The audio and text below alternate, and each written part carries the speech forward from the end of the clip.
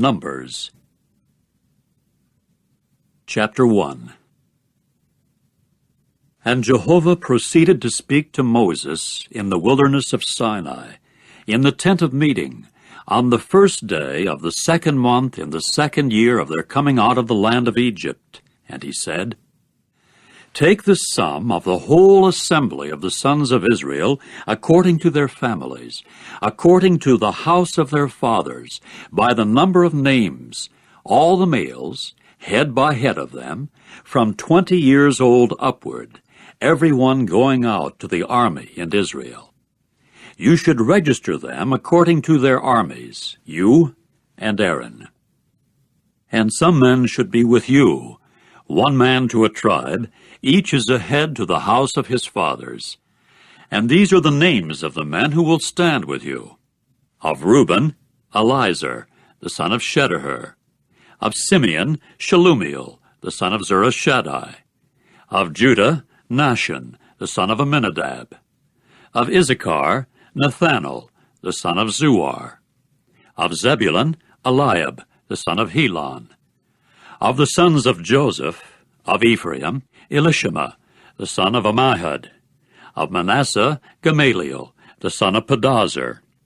Of Benjamin, Abidan, the son of Gideoni. Of Dan, Ahiezer, the son of Ammishaddai. Of Asher, Pagiel, the son of Ochran. Of Gad, Eliasaph, the son of Duel. Of Naphtali, Ahira, the son of Enan. These are the ones called of the assembly, the chieftains of the tribes of their fathers. They are the heads of the thousands of Israel. So Moses and Aaron took these men who had been designated by names, and they congregated all the assembly on the first day of the second month, that they might have their descent acknowledged as regards their families in the house of their fathers, by the number of the names, from 20 years old upward, head by head of them, just as Jehovah had commanded Moses. And he proceeded to register them in the wilderness of Sinai. And the sons of Reuben, Israel's firstborn, their births according to their families in the house of their fathers, came to be by the number of names, head by head of them, all the males from 20 years old upward, every one going out to the army, those registered of them of the tribe of Reuben, 46,500. Of the sons of Simeon, their births according to their families in the house of their fathers, those registered ones of his by the number of names, head by head of them, all the males from 20 years old upward, every one going out to the army, those registered of them of the tribe of Simeon were 59,300. Of the sons of Gad, their births according to their families in the house of their fathers by the number of names from 20 years old upward, every one going out to the army, those registered of them of the tribe of Gad were 45,650.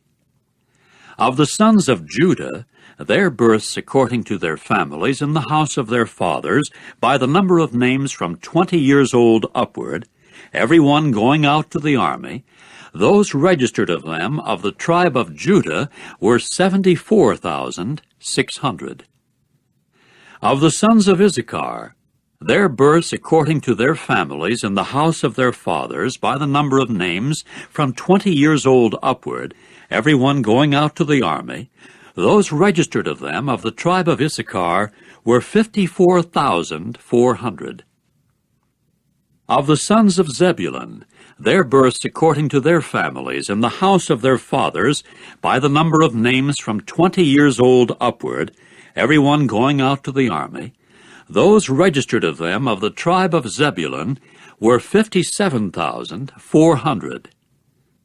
Of the sons of Joseph, of the sons of Ephraim, their births according to their families in the house of their fathers, by the number of names from 20 years old upward, every one going out to the army, those registered of them of the tribe of Ephraim were 40,500.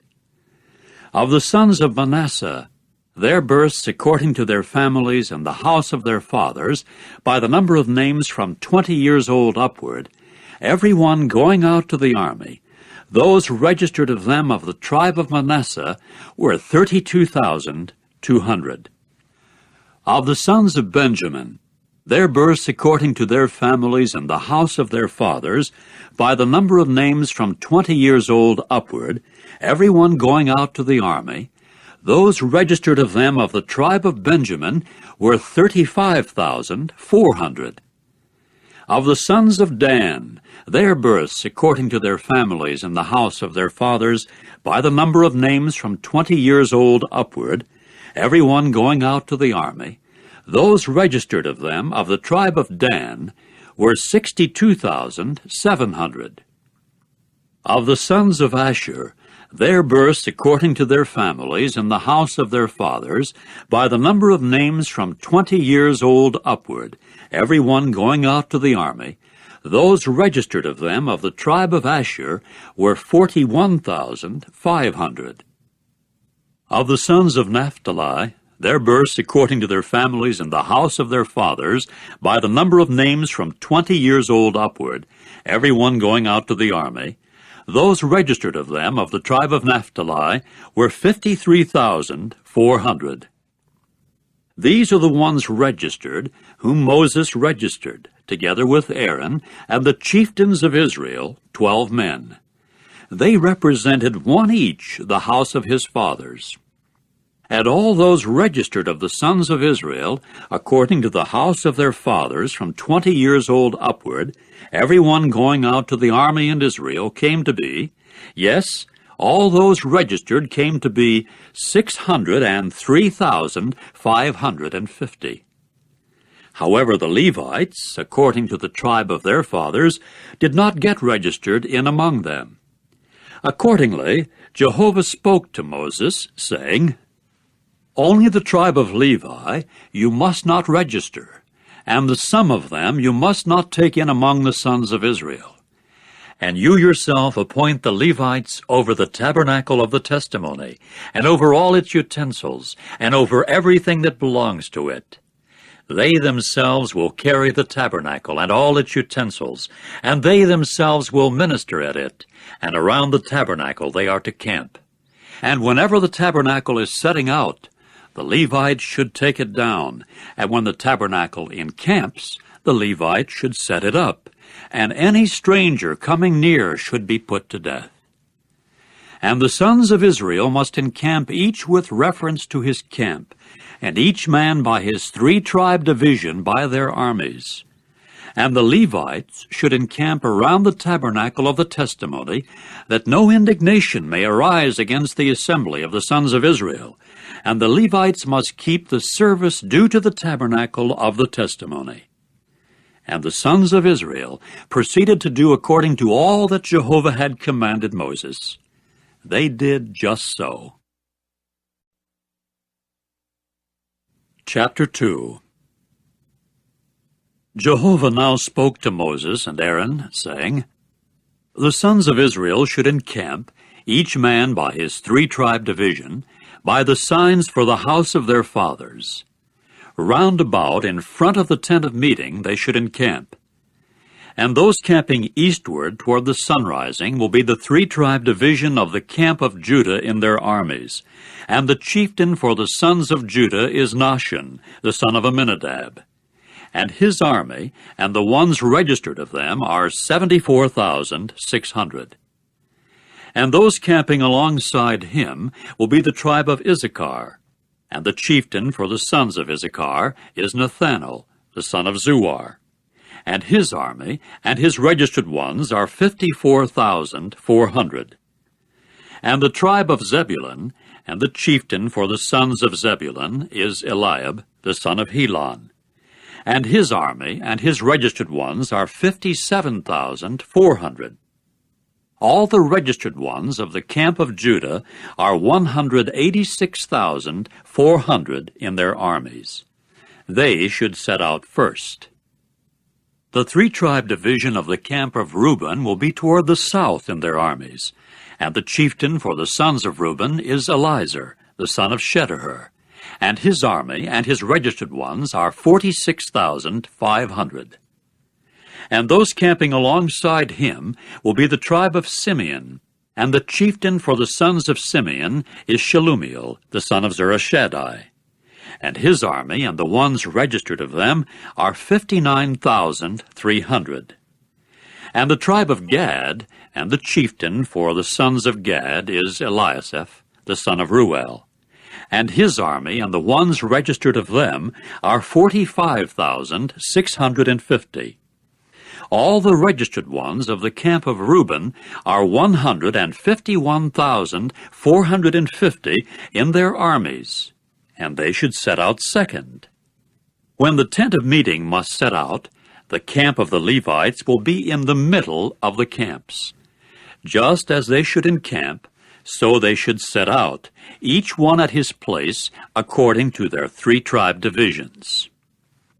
The three-tribe division of the camp of Ephraim in their armies will be toward the west, and the chieftain for the sons of Ephraim is Elishama, the son of Ammihud.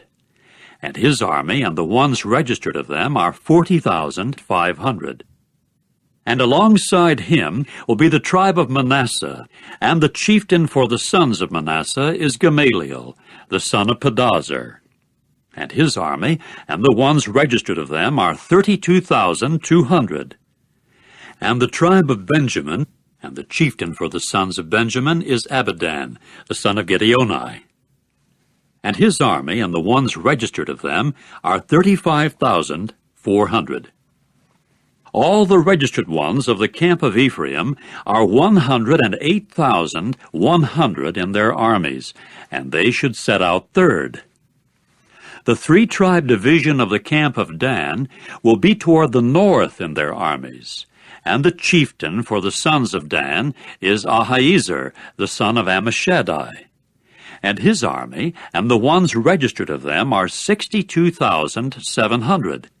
And the ones camping alongside him will be the tribe of Asher, and the chieftain for the sons of Asher is Pagiel, the son of Ochran. And his army and the ones registered of them are 41,500. And the tribe of Naphtali, and the chieftain for the sons of Naphtali is Ahira, the son of Enan. And his army and the ones registered of them are 53,400. All the registered ones of the camp of Dan are 157,600. They should set out last, according to their three-tribe divisions. These were the registered ones of the sons of Israel according to the house of their fathers. All the registered ones of the camps in their armies were 603,550. But the Levites did not get registered in among the sons of Israel, just as Jehovah had commanded Moses. And the sons of Israel proceeded to do according to all that Jehovah had commanded Moses. That is the way they encamped in their three-tribe divisions, and that is the way they set out, each one in his families with regard to the house of his fathers. Chapter 3. Now these were the generations of Aaron and Moses in the day that Jehovah spoke with Moses in Mount Sinai. And these were the names of Aaron's sons, the firstborn Nadab and Abihu, Eleazar and Ithamar. These were the names of Aaron's sons, the anointed priests, whose hands had been filled with power to act as priests. However, Nadab and Abihu died before Jehovah when they offered illegitimate fire before Jehovah in the wilderness of Sinai, and they did not come to have any sons. But Eleazar and Ithamar continued to act as priests, along with Aaron their father. And Jehovah proceeded to speak to Moses, saying, "Bring the tribe of Levi near, and you must stand them before Aaron the priest, and they must minister to him. And they must keep their obligation to him, and their obligation to all the assembly before the tent of meeting in discharging the service of the tabernacle. And they must take care of all the utensils of the tent of meeting, even the obligation of the sons of Israel in discharging the service of the tabernacle. And you must give the Levites to Aaron and his sons. They are given ones, given to him from the sons of Israel. And you should appoint Aaron and his sons, and they must take care of their priesthood, and any stranger coming near should be put to death. And Jehovah continued to speak to Moses, saying, As for me, look, I do take the Levites from among the sons of Israel, in place of all the firstborn, opening the womb of the sons of Israel, and the Levites must become mine. For every firstborn is mine. In the day that I struck every firstborn in the land of Egypt, I sanctified to myself every firstborn in Israel, from man to beast. They should become mine. I am Jehovah. And Jehovah spoke further to Moses in the wilderness of Sinai, saying, Register the sons of Levi according to the house of their fathers by their families. Every male from a month old upward you should register. And Moses began to register them at the order of Jehovah, just as he had been commanded. And these came to be the sons of Levi by their names, Gershon, and Kohath, and Merari. Now these were the names of the sons of Gershon by their families, Libni and Shimei. And the sons of Kohath by their families were Amram and Izhar, Hebron and Uzziel. And the sons of Merari by their families were Mahli and Mushi. These were the families of the Levites according to the house of their fathers. Of Gershon there were the family of the Libnites and the family of the Shimeites. These were the families of the Gershonites. Their registered ones were by number of all males from a month old upward. Their registered ones were 7,500. The families of the Gershonites were behind the tabernacle. They were encamped to the west. And the chieftain of the paternal house for the Gershonites was Eliasaph, the son of Lael. And the obligation of the sons of Gershon and the tent of meeting was the tabernacle and the tent, its covering, and the screen of the entrance of the tent of meeting, and the hangings of the courtyard, and the screen of the entrance of the courtyard that is round about the tabernacle and the altar, and its tent cords, for all its service. And of Kohath there were the family of the Amramites, and the family of the Izharites, and the family of the Hebronites, and the family of the Uzzielites. These were the families of the Kohathites. Among the number of all the males from a month old upward, there were 8,600, taking care of the obligation to the holy place. The families of the sons of Kohath were encamped on the side of the tabernacle to the south. And the chieftain of the paternal house for the families of the Kohathites was Elizaphan, the son of Uzziel.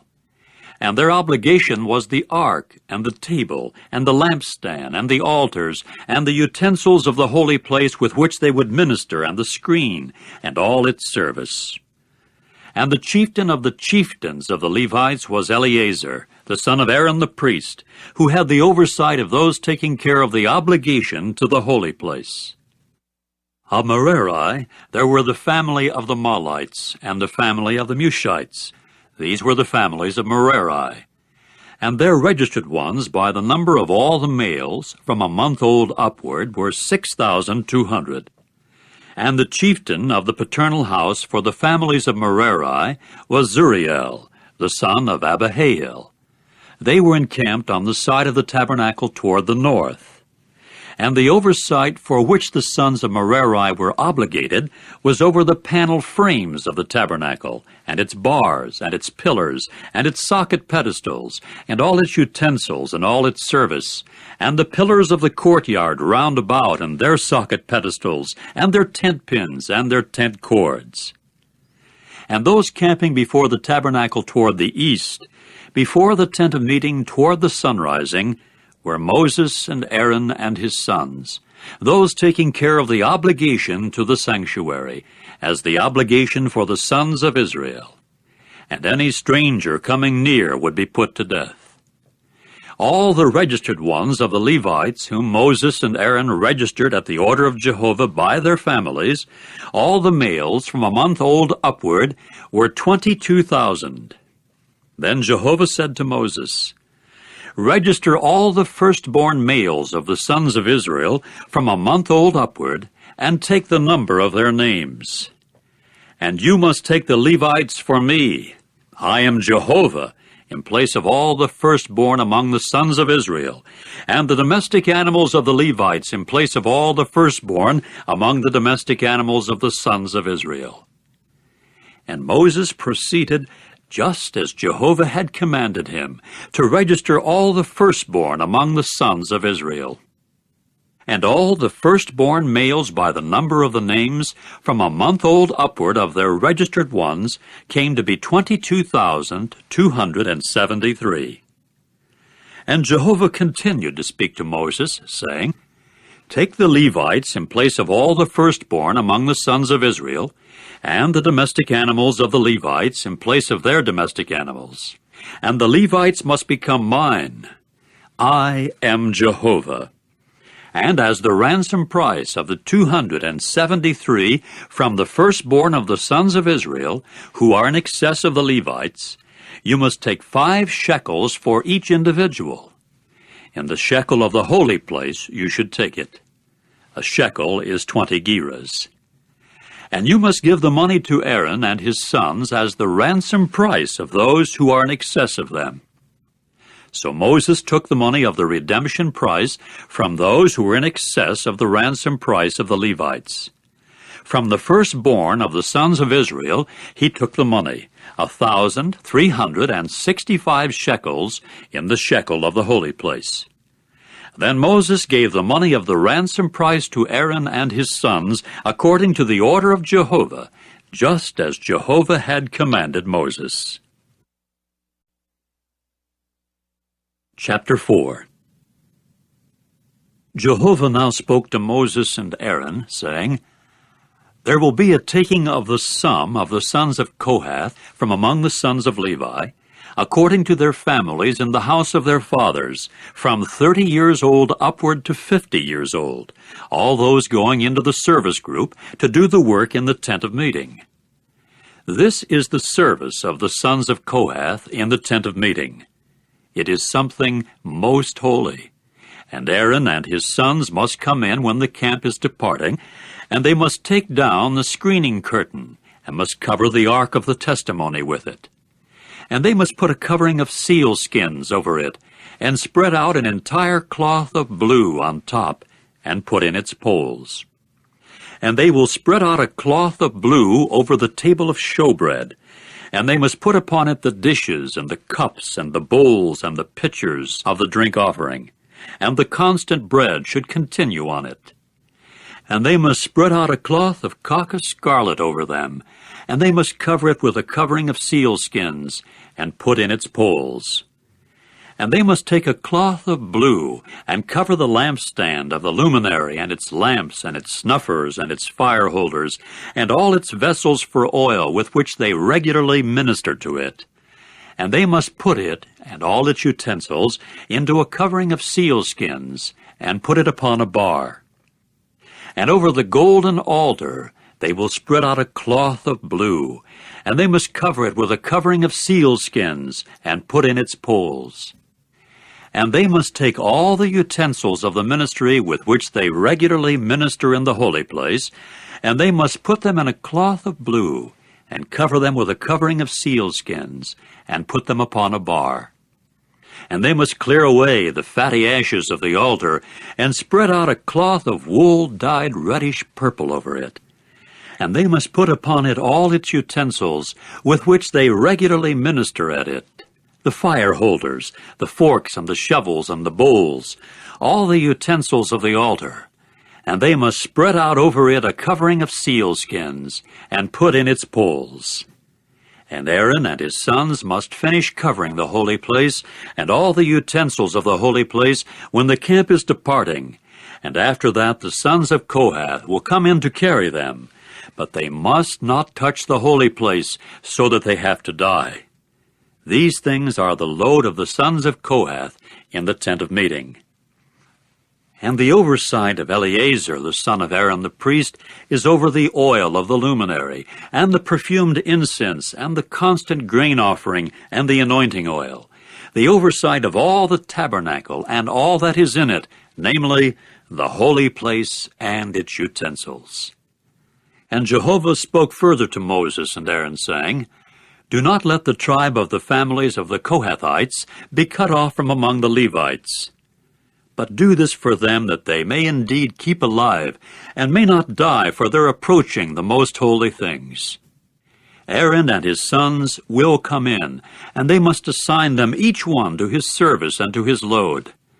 And they must not come in to see the holy things for the least moment of time, and so they have to die. Then Jehovah spoke to Moses, saying, There will be a taking of the sum of the sons of Gershon, yes, them by the house of their fathers according to their families. From 30 years old upward to 50 years, you will register them, all who come to enter into the service group to render service in the tent of meeting. This is the service of the families of the Gershonites, as to serving and as to carrying. And they must carry the tent cloths of the tabernacle and the tent of meeting, its covering, and the sealskin covering that is on top over it, and the screen of the entrance of the tent of meeting, and the hangings of the courtyard, and the entrance screen of the gate of the courtyard that is round about the tabernacle and the altar, and their tent cords, and all their service utensils, and all things with which work is regularly done. Thus they must serve. At the order of Aaron and his sons, all the service of the sons of the Gershonites should take place as regards all their loads and all their service, and you must assign all their loads to them by obligation. This is the service of the families of the sons of the Gershonites in the tent of meeting, and their obligatory service is under the hand of Ithamar, the son of Aaron the priest. As for the sons of Merari, you will register them by their families in the house of their fathers. From 30 years old upward to 50 years, you will register them, all who enter into the service group to render the service of the tent of meeting. And this is their obligation, their load, according to all their service in the tent of meeting, the panel frames of the tabernacle, and its bars, and its pillars, and its socket pedestals, and the pillars of the courtyard round about, and their socket pedestals, and their tent pins, and their tent cords, together with all their equipment, and all their service. And by their names you will assign the equipment for which they are obligated, as their load. This is the service of the families of the sons of Merari, according to all their service in the tent of meeting, under the hand of Ithamar, the son of Aaron the priest. And Moses and Aaron and the chieftains of the assembly proceeded to register the sons of the Kohathites by their families and by the house of their fathers, from 30 years old upward to 50 years, all who entered into the service group for the service in the tent of meeting. And the ones registered of them by their families came to be 2,750.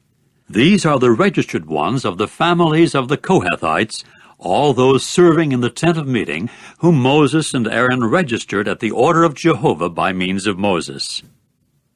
As for the registered ones of the sons of Gershon by their families and by the house of their fathers, from 30 years old upward to 50 years, all who entered into the service group for the service in the tent of meeting, the ones registered of them by their families, by the house of their fathers, came to be 2,630.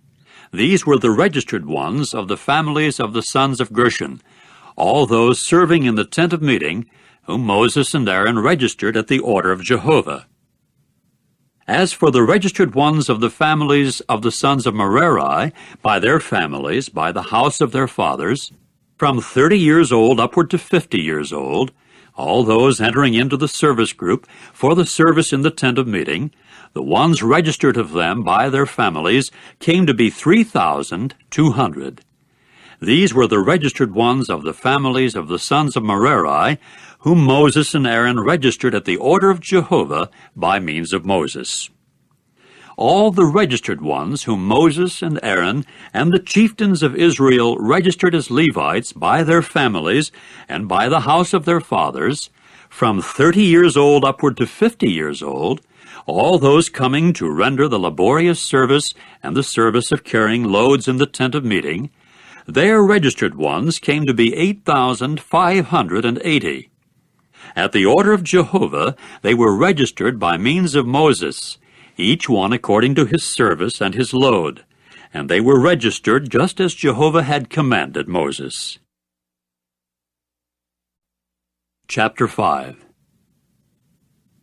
And Jehovah spoke further to Moses, saying, Command the sons of Israel that they send out of the camp every leprous person, and every one having a running discharge, and every one unclean by a deceased soul. Whether a male or a female, you should send them out. You should send them outside the camp, that they may not contaminate the camps of those in the midst of whom I am tabernacling. And the sons of Israel proceeded to do so, even to send them outside the camp. Just as Jehovah had spoken to Moses, so the sons of Israel did. And Jehovah continued speaking to Moses, saying, Speak to the sons of Israel, as for a man or a woman, in case they do any of all the sins of mankind, in committing an act of unfaithfulness against Jehovah, that soul has also become guilty. And they must confess their sin that they have done, and he must return the amount of his guilt in its principal, also adding a fifth of it to it, and he must give it to the one against whom he did wrong. But if the latter has no near relative to whom to return the amount of the guilt that is being returned to Jehovah belongs to the priest, except the ram of atonement with which he will make atonement for him. And every contribution of all the holy things of the sons of Israel, which they will present to the priest, should become his. And the holy things of each one will remain his own. Whatever each one may give to the priest, that will become his. And Jehovah went on to speak to Moses, saying, Speak to the sons of Israel, and you must say to them, In case any man's wife turns aside in that she does commit an act of unfaithfulness against him, and another man actually lies down with her and has an emission of semen, and it has been hidden from the eyes of her husband and has remained undiscovered, and she, on her part, has defiled herself, but there is no witness against her, and she herself has not been caught, and the spirit of jealousy has passed upon him, and he has become suspicious of his wife's faithfulness, and she in fact has defiled herself, or the spirit of jealousy has passed upon him, and he has become suspicious of his wife's faithfulness, but she in fact has not defiled herself, then the man must bring his wife to the priest, and bring her offering along with her, 1/10 of an ephah of barley flour. He must not pour oil upon it, nor put frankincense upon it, because it is a grain offering of jealousy, a memorial grain offering bringing error to remembrance. And the priest must bring her forward and make her stand before Jehovah. And the priest must take holy water in an earthenware vessel, and the priest will take some of the dust that happens to be on the floor of the tabernacle, and he must put it in the water. And the priest must make the woman stand before Jehovah, and loosen the hair of the woman's head, and put upon her palms the memorial grain offering, that is, the grain offering of jealousy, and in the hand of the priest there should be the bitter water that brings a curse. And the priest must make her swear, and he must say to the woman, If no man has lain down with you, and if while under your husband you have not turned aside in any uncleanness, be free of the effect of this bitter water that brings a curse. But you, in case you have turned aside while under your husband, and in case you have defiled yourself, and some man has put in you his seminal emission, besides your husband, the priest must now make the woman swear with an oath involving cursing, and the priest must say to the woman, May Jehovah set you for a cursing and an oath in the midst of your people by Jehovah's letting your thigh fall away and your belly swell. And this water that brings a curse must enter into your intestines to cause your belly to swell and the thigh to fall away. To this the woman must say, Amen, Amen. And the priest must write these cursings in the book, and must wipe them out into the bitter water. And he must make the woman drink the bitter water that brings a curse, and the water that brings a curse must enter into her as something bitter. And the priest must take the grain offering of jealousy from the woman's hand, and wave the grain offering to and fro before Jehovah, and he must bring it near the altar. And the priest must grasp some of the grain offering as a remembrancer of it, and must make it smoke upon the altar, and afterward he will make the woman drink the water. When he has made her drink the water, it must also occur that if she has defiled herself, in that she committed an act of unfaithfulness toward her husband, the water that brings a curse must then enter into her as something bitter, and her belly must swell, and her thigh must fall away, and the woman must become a cursing in among her people. However, if the woman has not defiled herself, but she is clean, she must then be free from such punishment, and she must be made pregnant with semen. This is the law about jealousy, where a woman may turn aside while under her husband, and she does defile herself, or in the case of a man where the spirit of jealousy may pass upon him, and he does suspect his wife of unfaithfulness, and he must make the wife stand before Jehovah, and the priest must carry out toward her all this law. And the man must be innocent of error, but that wife will answer for her error. Chapter 6. And Jehovah spoke further to Moses, saying, Speak to the sons of Israel, and you must say to them, In case a man or a woman takes a special vow to live as a Nazirite to Jehovah, he should keep away from wine and intoxicating liquor. He should not drink the vinegar of wine or the vinegar of intoxicating liquor, nor drink any liquid made from grapes, nor eat grapes, either fresh or dried. All the days of his Naziriteship he should not eat anything at all that is made from the wine vine, from the unripe grapes to the skins. All the days of the vow of his Naziriteship no razor should pass over his head, until the days that he should be separated to Jehovah come to the full. He should prove holy by letting the locks of the hair of his head grow. All the days of his keeping separate to Jehovah he may not come toward any dead soul. Not even for his father or his mother or his brother or his sister may he defile himself when they die, because the sign of his Naziriteship to his God is upon his head. All the days of his Naziriteship he is holy to Jehovah. But in case anyone dying should die quite suddenly alongside him, so that he has defiled the head of his Naziriteship, he must then shave his head in the day of establishing his purification. On the 7th day he should shave it. And on the 8th day he should bring 2 turtle doves or 2 male pigeons to the priest to the entrance of the tent of meeting.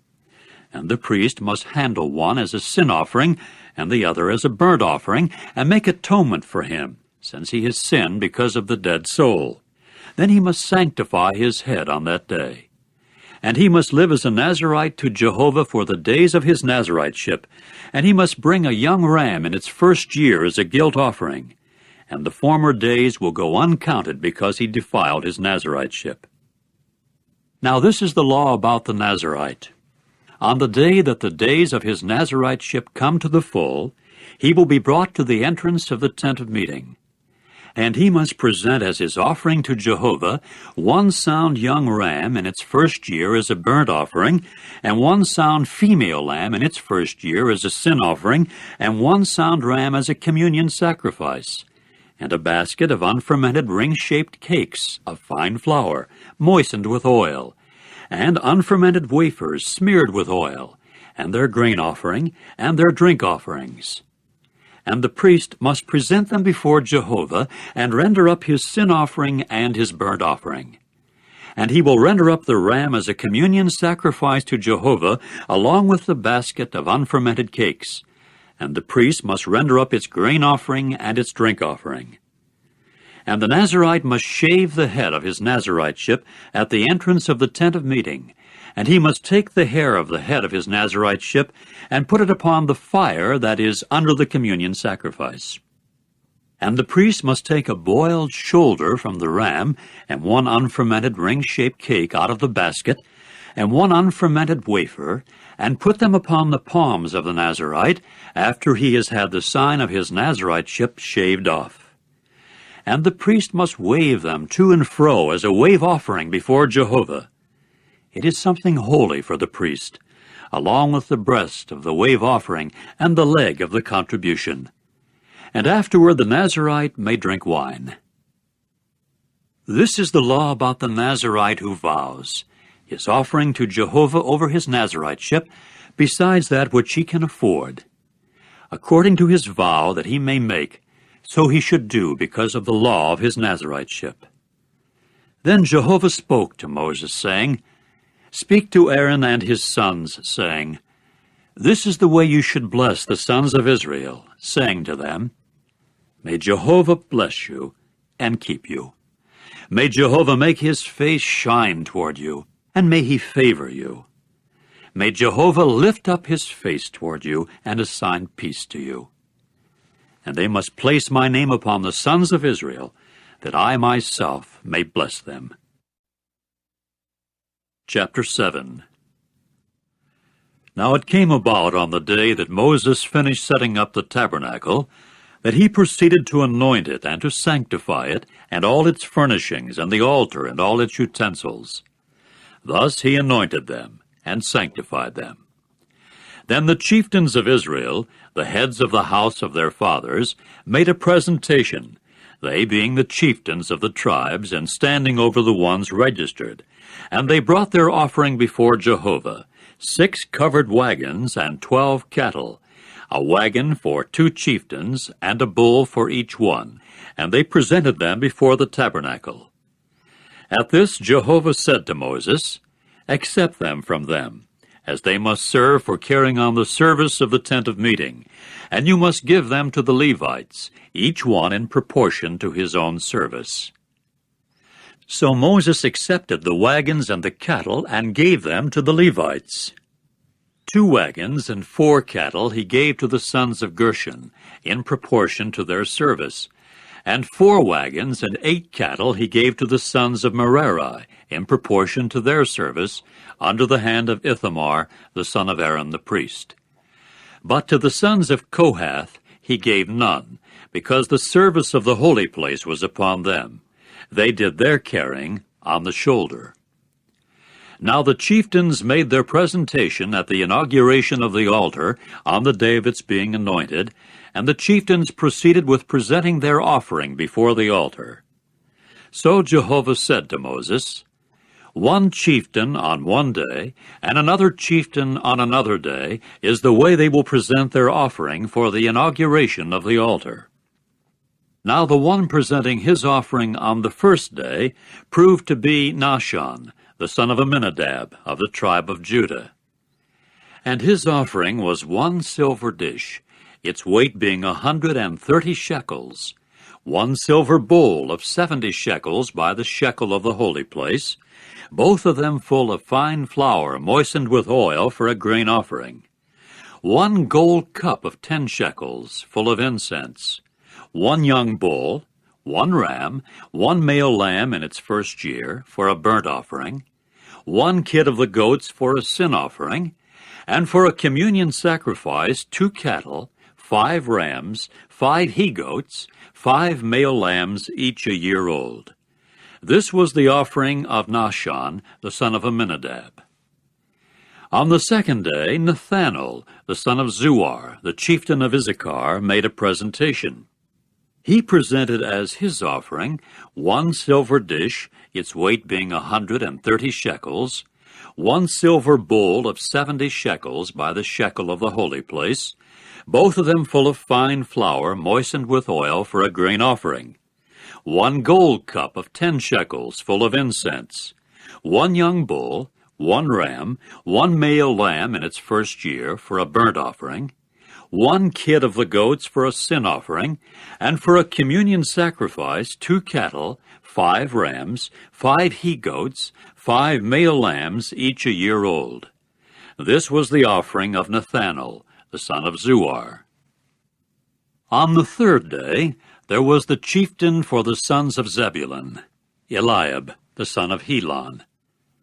His offering was 1 silver dish, its weight being 130 shekels, 1 silver bowl of 70 shekels by the shekel of the holy place, both of them full of fine flour moistened with oil for a grain offering, 1 gold cup of 10 shekels full of incense, 1 young bull, 1 ram, 1 male lamb in its first year for a burnt offering, 1 kid of the goats for a sin offering, and for a communion sacrifice 2 cattle, 5 rams, 5 he-goats, 5 male lambs, each a year old.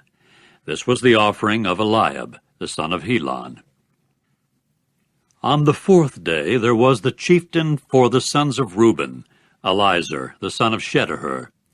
His offering was 1 silver dish, its weight being 130 shekels, 1 silver bowl of 70 shekels by the shekel of the holy place, both of them full of fine flour moistened with oil for a grain offering, 1 gold cup of 10 shekels full of incense, 1 young bull, 1 ram, 1 male lamb in its first year for a burnt offering, 1 kid of the goats for a sin offering, and for a communion sacrifice 2 cattle, 5 rams, 5 he-goats, 5 male lambs, each a year old.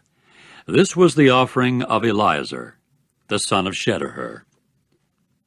On the 5th day there was the chieftain for the sons of Simeon, Shelumiel, the son of Zurishaddai.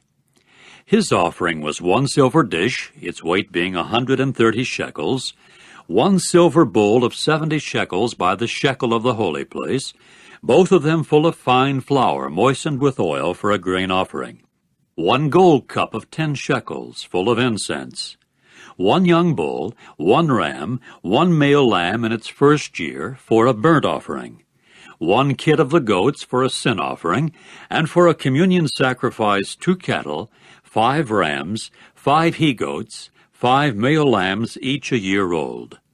This was the offering of Shelumiel, the son of Zurishaddai. On the 6th day there was the chieftain for the sons of Gad, Eliasaph, the son of Dual.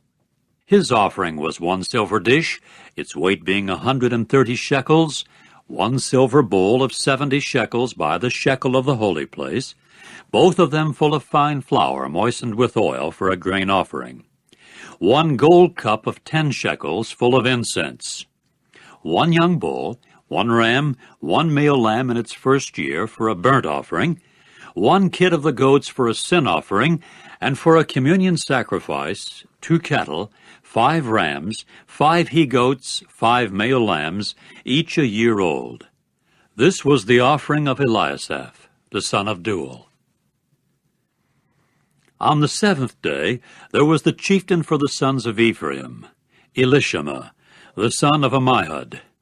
His offering was 1 silver dish, its weight being 130 shekels, 1 silver bowl of 70 shekels by the shekel of the holy place, both of them full of fine flour moistened with oil for a grain offering, 1 gold cup of 10 shekels full of incense, 1 young bull, 1 ram, 1 male lamb in its first year for a burnt offering, 1 kid of the goats for a sin offering, and for a communion sacrifice 2 cattle, 5 rams, 5 he-goats, 5 male lambs, each a year old.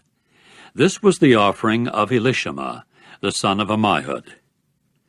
On the 8th day there was the chieftain for the sons of Manasseh, Gamaliel, the son of Pedazur.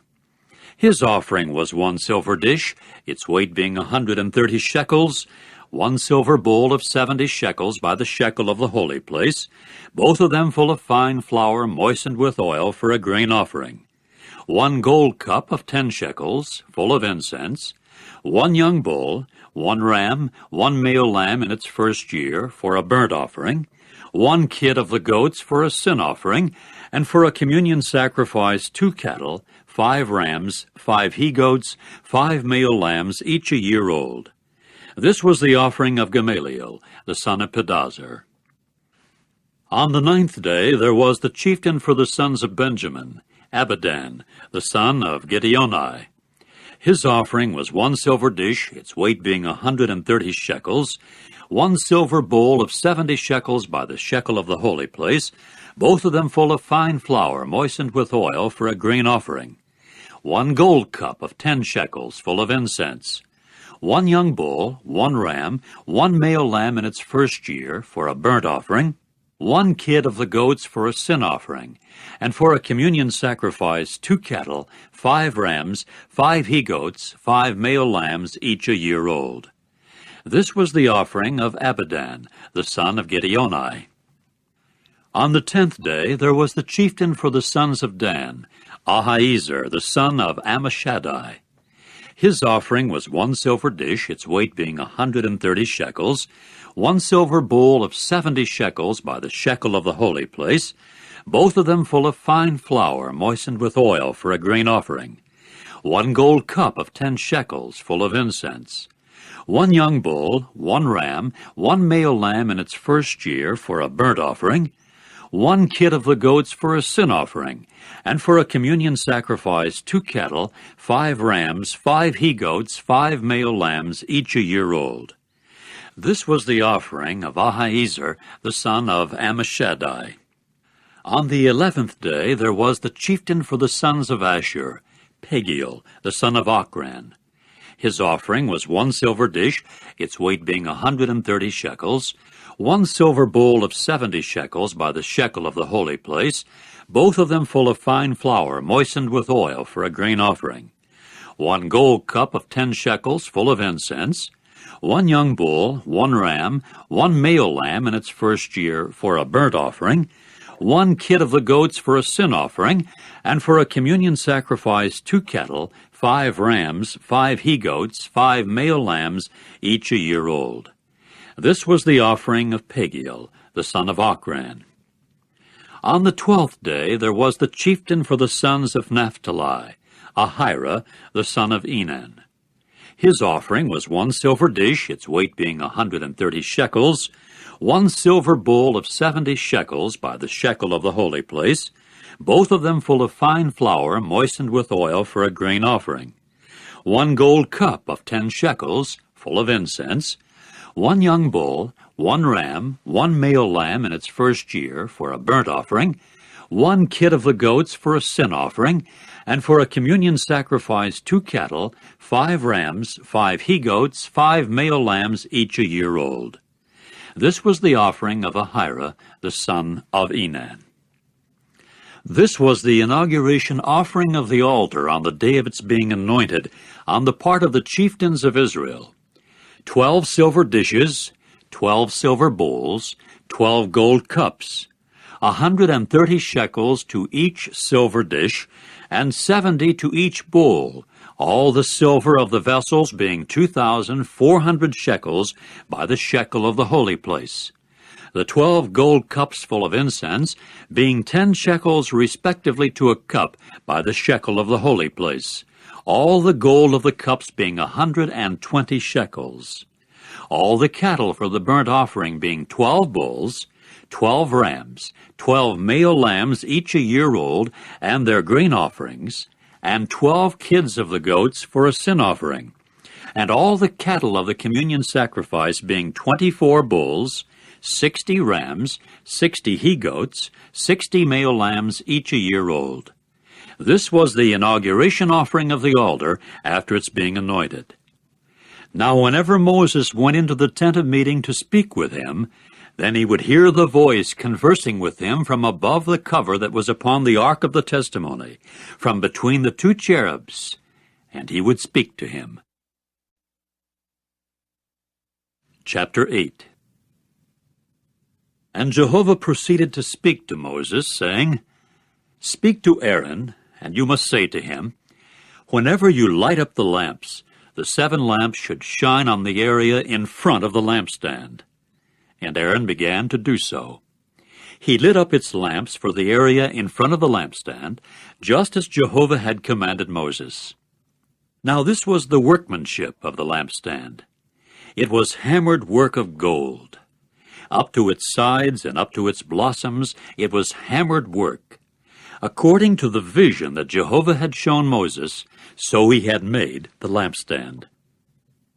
And Jehovah spoke further to Moses, saying, Take the Levites from among the sons of Israel, and you must cleanse them.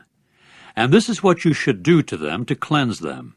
Spatter sin-cleansing water upon them, and they must have a razor pass over all their flesh, and must wash their garments and cleanse themselves. Then they must take a young bull and its grain offering of fine flour moistened with oil, and you will take another young bull for a sin offering. And you must present the Levites before the tent of meeting and congregate all the assembly of the sons of Israel. And you must present the Levites before Jehovah, and the sons of Israel must lay their hands upon the Levites. And Aaron must cause the Levites to move to and fro before Jehovah as a wave offering from the sons of Israel, and they must serve for carrying on the service of Jehovah. Then the Levites will lay their hands upon the heads of the bulls. After that, render up the one as a sin offering and the other as a burnt offering to Jehovah, to make atonement for the Levites. And you must have the Levites stand before Aaron and his sons, and must cause them to move to and fro as a wave offering to Jehovah. And you must separate the Levites from among the sons of Israel, and the Levites must become mine. And afterward the Levites will come in to serve at the tent of meeting. So you must cleanse them and cause them to move to and fro as a wave offering. For they are given ones, given to me from among the sons of Israel. In place of those opening all wombs, all the firstborn of the sons of Israel, you must take them for me. For every firstborn among the sons of Israel is mine, among man and among beast. On the day of my striking every firstborn in the land of Egypt, I sanctified them to myself. And I shall take the Levites in place of all the firstborn among the sons of Israel. And I shall give the Levites as given ones to Aaron, and his sons from among the sons of Israel, to carry on the service of the sons of Israel in the tent of meeting, and to make atonement for the sons of Israel, that no plague may occur among the sons of Israel, because the sons of Israel approach the holy place. And Moses and Aaron and all the assembly of the sons of Israel proceeded to do so to the Levites. In accord with all that Jehovah had commanded Moses as regards the Levites, that is the way the sons of Israel did to them. So the Levites purified themselves and washed their garments, after which Aaron caused them to move to and fro as a wave offering before Jehovah. Then Aaron made an atonement for them to cleanse them. First after that the Levites came in to carry on their service in the tent of meeting before Aaron and his sons. Just as Jehovah had commanded Moses respecting the Levites, so they did to them. Jehovah now spoke to Moses, saying, This is what applies to the Levites. From 25 years old upward, he will come to enter into the company in the service of the tent of meeting. But after the age of 50 years, he will retire from the service company and serve no longer. And he must minister to his brothers in the tent of meeting in taking care of the obligation, but he must render no service. In accord with this, you will do to the Levites in their obligations. Chapter 9. And Jehovah proceeded to speak to Moses in the wilderness of Sinai in the 2nd year of their coming out of the land of Egypt, in the 1st month, saying, Now the sons of Israel should prepare the Passover sacrifice at its appointed time. On the 14th day in this month, between the 2 evenings, you should prepare it at its appointed time. According to all its statutes and all its regular procedures, you should prepare it. So Moses spoke to the sons of Israel to prepare the Passover sacrifice. Then they prepared the Passover sacrifice in the 1st month, on the 14th day of the month, between the 2 evenings, in the wilderness of Sinai. According to all that Jehovah had commanded Moses, so the sons of Israel did. Now there happened to be men who had become unclean by a human soul, so that they were not able to prepare the Passover sacrifice on that day. Hence they presented themselves before Moses and Aaron on that day. Then those men said to him, "We are unclean by a human soul. Why should we be restrained from presenting the offering to Jehovah at its appointed time in the midst of the sons of Israel?" At this Moses said to them, "Stand there, and let me hear what Jehovah may command regarding you." Then Jehovah spoke to Moses, saying, "Speak to the sons of Israel, saying, Although any man of you, or of your generations, should happen to be unclean by a soul, or off on a distant journey, he too must prepare the Passover sacrifice to Jehovah. In the 2nd month, on the 14th day between the 2 evenings, they should prepare it. Together with unfermented cakes and bitter greens, they should eat it. They must not let any of it remain until morning, and they should break no bone in it. According to the whole statute of the Passover, they should prepare it. But when the man was clean, or did not happen to be off on a journey, and neglected to prepare the Passover sacrifice, that soul must then be cut off from his people, because the offering of Jehovah he did not present at its appointed time. For his sin, that man will answer. And in case an alien resident should be residing with you as an alien, he also must prepare the Passover sacrifice to Jehovah. According to the statute of the Passover, and according to its regular procedure, is the way he should do. There should exist one statute for you people, both for the alien resident and for the native of the land.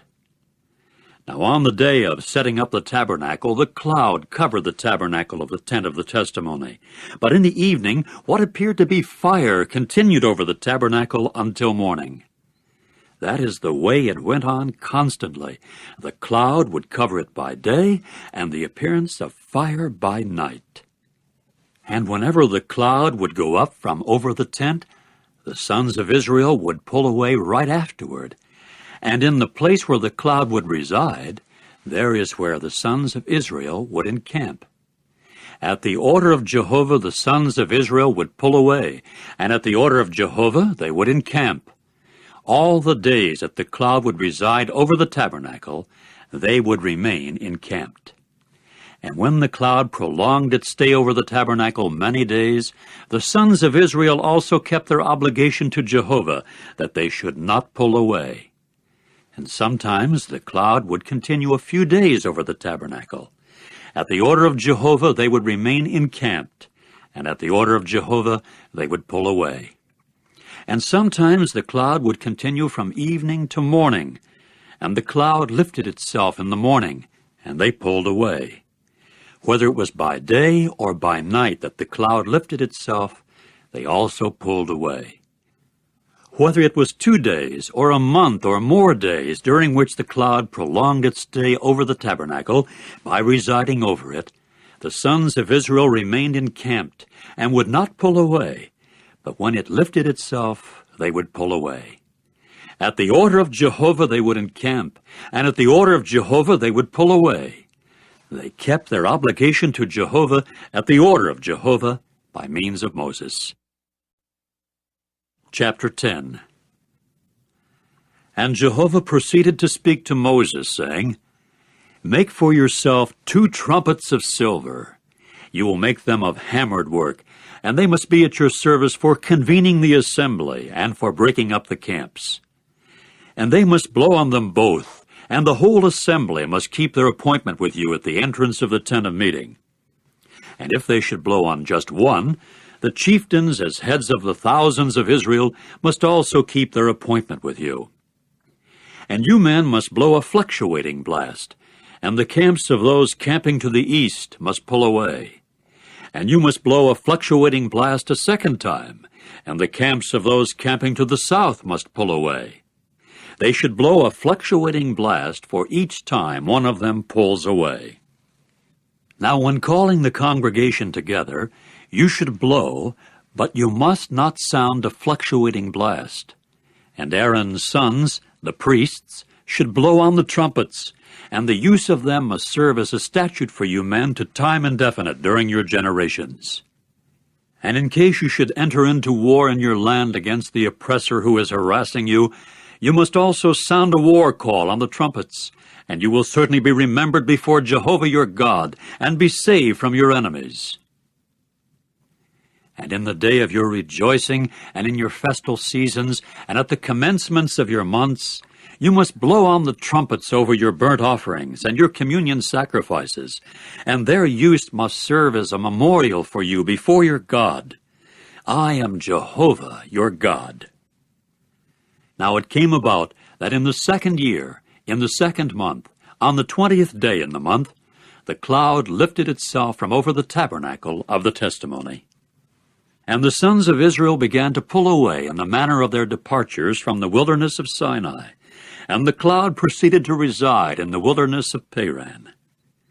And they began pulling away for the first time, according to the order of Jehovah by means of Moses.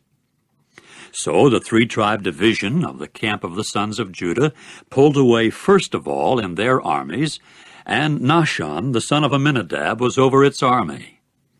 And over the army of the tribe of the sons of Issachar there was Nethanel, the son of Zuar. And over the army of the tribe of the sons of Zebulun there was Eliab, the son of Helon. And the tabernacle was taken down, and the sons of Gershon and the sons of Merari, as carriers of the tabernacle, pulled away. And the 3-tribe division of the camp of Reuben pulled away in their armies, and Elizur, the son of Shedehur, was over its army. And over the army of the tribe of the sons of Simeon there was Shelumiel, the son of Zurishaddai. And over the army of the tribe of the sons of Gad there was Eliasaph, the son of Duel. And the Kohathites as carriers of the sanctuary pulled away, as they will have set up the tabernacle by the time of their coming. And the 3-tribe division of the camp of the sons of Ephraim pulled away in their armies, and Elishama, the son of Ammihud, was over its army. And over the army of the tribe of the sons of Manasseh there was Gamaliel, the son of Pedazur. And over the army of the tribe of the sons of Benjamin there was Abidan, the son of Gideoni. And the 3-tribe division of the camp of the sons of Dan pulled away, as forming the rear guard for all the camps in their armies. And Ahiezer, the son of Ammishaddai, was over its army.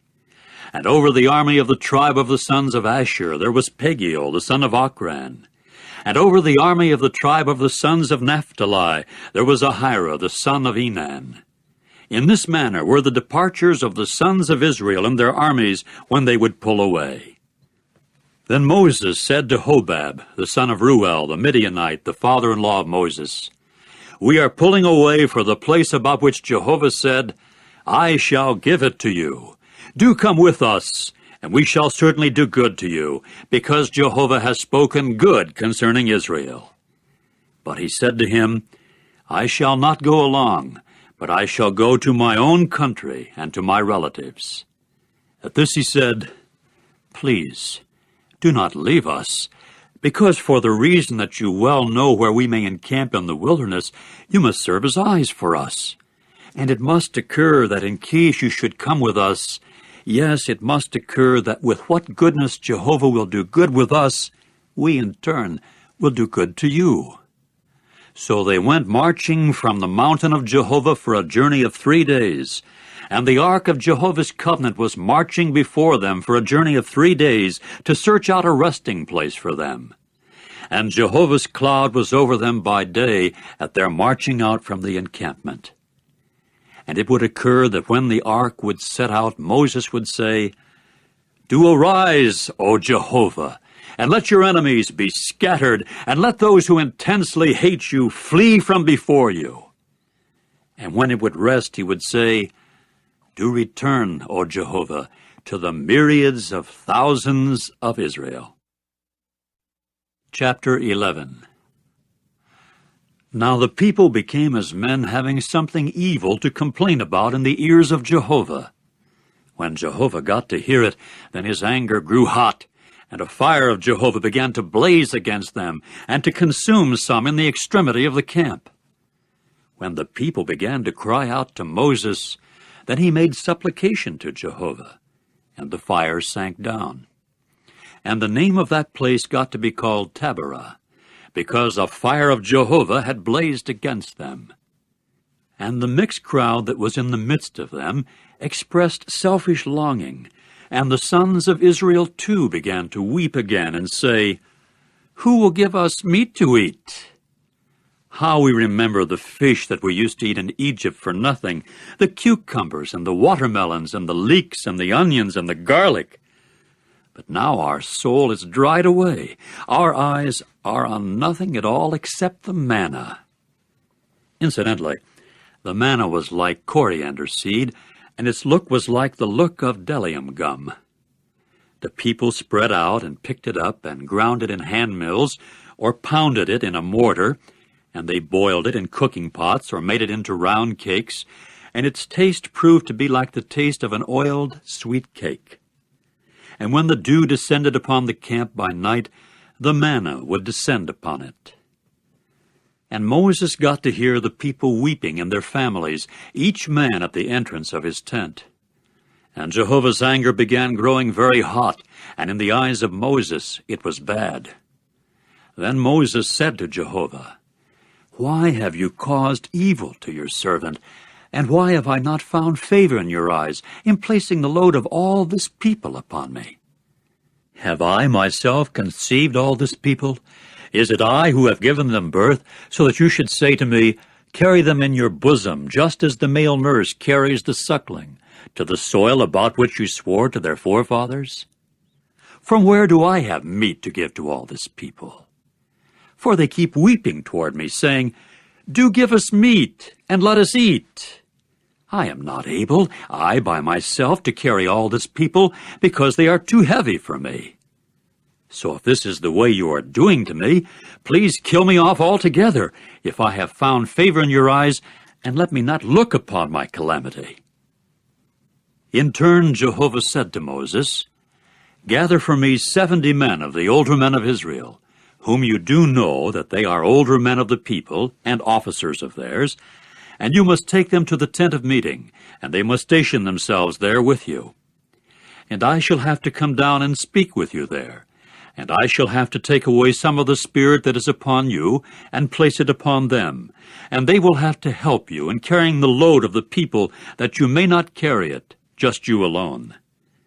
And to the people you should say, 'Sanctify yourselves for tomorrow, as you will certainly eat meat, because you have wept in the ears of Jehovah, saying, Who will give us meat to eat? For it was well with us in Egypt.' And Jehovah will certainly give you meat, and you will indeed eat. You will eat not 1 day, nor 2 days, nor 5 days, nor 10 days, nor 20 days, but up to a month of days, until it comes out of your nostrils, and it has become a loathing to you, just because you rejected Jehovah, who is in your midst, and you went weeping before him, saying, 'Why is it that we have come out of Egypt?' Then Moses said, 'The people in the midst of whom I am are 600,000 men on foot, and yet you have said, Meat I shall give them, and they will certainly eat for a month of days. Will flocks and herds be slaughtered for them, for it to be adequate for them? Or will all the fish of the sea be caught for them, for it to be adequate for them?' At this Jehovah said to Moses, 'The hand of Jehovah is cut short, is it? Now you will see whether what I say befalls you or not.' After that Moses went out and spoke to the people the words of Jehovah. And he went gathering 70 men from the older men of the people, and proceeded to have them stand round about the tent. Then Jehovah came down in a cloud, and spoke to him, and took away some of the spirit that was upon him, and put it upon each of the 70 older men. And it came about that as soon as the spirit settled down upon them, then they proceeded to act as prophets, but they did not do it again. Now there were 2 of the men remaining in the camp. The name of the one was Eldad, and the name of the other was Medad. And the Spirit began to settle down upon them, as they were among those written down, but they had not gone out to the tent. So they proceeded to act as prophets in the camp. And a young man went running and reporting to Moses and saying, Eldad and Medad are acting as prophets in the camp. Then Joshua, the son of Nun, the minister of Moses from his young manhood on, responded and said, My lord Moses, restrain them. However, Moses said to him, Are you feeling jealous for me? No, I wish that all of Jehovah's people were prophets, because Jehovah would put his spirit upon them. Later Moses withdrew to the camp, he and the older men of Israel. And a wind burst forth from Jehovah, and began driving quails from the sea, and letting them fall above the camp about a day's journey this way, and about a day's journey that way, all around the camp, and about 2 cubits above the surface of the earth. Then the people got up all that day and all night and all the next day, and kept gathering the quail. The one collecting least gathered 10 homers, and they kept spreading them extensively all around the camp for themselves. The meat was yet between their teeth before it could be chewed, when Jehovah's anger blazed against the people, and Jehovah began striking at the people with a very great slaughter. The name of that place came to be called Kibroth-Hattaavah, because there they buried the people who showed selfish craving. From Kibroth-Hattaavah, the people pulled away for Hazerath, and they continued in Hazerath. Chapter 12. Now Miriam and Aaron began to speak against Moses on account of the Cushite wife whom he had taken, because it was a Cushite wife he had taken. And they kept saying, Is it just by Moses alone that Jehovah has spoken? Is it not by us also that he has spoken? And Jehovah was listening. And the man Moses was by far the meekest of all the men who were upon the surface of the ground.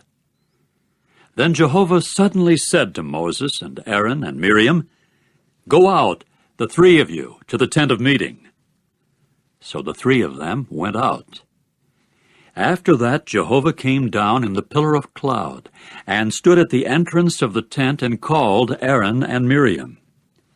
At this both of them went out. And he went on to say, Hear my words, please. If there came to be a prophet of yours for Jehovah, it would be in a vision I would make myself known to him. In a dream I would speak to him. Not so my servant Moses. He is being entrusted with all my house. Mouth to mouth I speak to him, thus showing him, and not by riddles. And the appearance of Jehovah is what he beholds. Why then did you not fear to speak against my servant, against Moses? And Jehovah's anger got to be hot against them, and he went his way. And the cloud turned away from over the tent, and look, Miriam was struck with leprosy, as white as snow. Then Aaron turned toward Miriam, and look, she was struck with leprosy. Immediately Aaron said to Moses, Excuse me, my Lord. Do not, please, attribute to us the sin in which we have acted foolishly, and which we have committed. Please, do not let her continue like someone dead, whose flesh at the time of his coming out of his mother's womb is half eaten off. And Moses began to cry out to Jehovah, saying, O God, please, heal her, please. Then Jehovah said to Moses, Were her father to spit directly in her face, would she not be humiliated 7 days? Let her be quarantined 7 days outside the camp, and afterward let her be received in. Accordingly, Miriam was quarantined outside the camp 7 days, and the people did not pull away until Miriam was received in. And afterward the people pulled away from Hazerath, and took up camping in the wilderness of Paran. Chapter 13. Jehovah now spoke to Moses, saying, Send out for yourself men, that they may spy out the land of Canaan, which I am giving to the sons of Israel. You will send out 1 man for each tribe of his fathers, each one a chieftain among them. So Moses sent them out from the wilderness of Paran at the order of Jehovah. All the men were heads of the sons of Israel. And these are their names. Of the tribe of Reuben, Shammua, the son of Zachar. Of the tribe of Simeon, Shaphat, the son of Hori. Of the tribe of Judah, Caleb, the son of Jephunneh. Of the tribe of Issachar, Igal, the son of Joseph. Of the tribe of Ephraim, Hoshea, the son of Nun. Of the tribe of Benjamin, Paltai, the son of Raphu. Of the tribe of Zebulun, Gadiel, the son of Sodai. Of the tribe of Joseph, for the tribe of Manasseh, Gadai, the son of Susai. Of the tribe of Dan, Amiel, the son of Gamoli. Of the tribe of Asher, Sethur, the son of Michael. Of the tribe of Naphtali, Nabai, the son of Vophsi. Of the tribe of Gad, Guel, the son of Machi. These are the names of the men whom Moses sent to spy out the land. And Moses continued to call Hoshea, the son of Nun, Jehoshua. When Moses was sending them to spy out the land of Canaan, he proceeded to say to them, "Go up here into the Negeb, and you must go up into the mountainous region. And you must see what the land is, and the people who are dwelling on it, whether they are strong or weak, whether they are few or many, and what the land is in which they are dwelling, whether it is good or bad, and what the cities are in which they are dwelling, whether it is in encampments or in fortifications, and what the land is, whether it is fat or lean, whether there are trees in it or not. And you must show yourselves courageous, and take some of the fruitage of the land." Now the days were the days of the first ripe fruits of the grapes. So they went up and spied out the land from the wilderness of Zin to Rehob, to the entering in of Hamath. When they went up into the Negeb, they then came to Hebron. Now Ahiman, Sheshai, and Talmai, those born of Anak, were there. Incidentally, Hebron had been built 7 years before Zoan of Egypt. When they came to the torrent valley of Eshcol, they then proceeded to cut down from there a shoot with one cluster of grapes. And they went carrying it with a bar on 2 of the men, and also some of the pomegranates and some of the figs. They called that place the torrent valley of Eshcol, on account of the cluster that the sons of Israel cut down from there. Finally, at the end of 40 days, they returned from spying out the land. So they walked and came to Moses and Aaron and all the assembly of the sons of Israel in the wilderness of Paran at Kadesh. And they came bringing back word to them and all the assembly, and showing them the fruitage of the land. And they went on to report to him and say, "We entered into the land to which you sent us out, and it is indeed flowing with milk and honey, and this is its fruitage."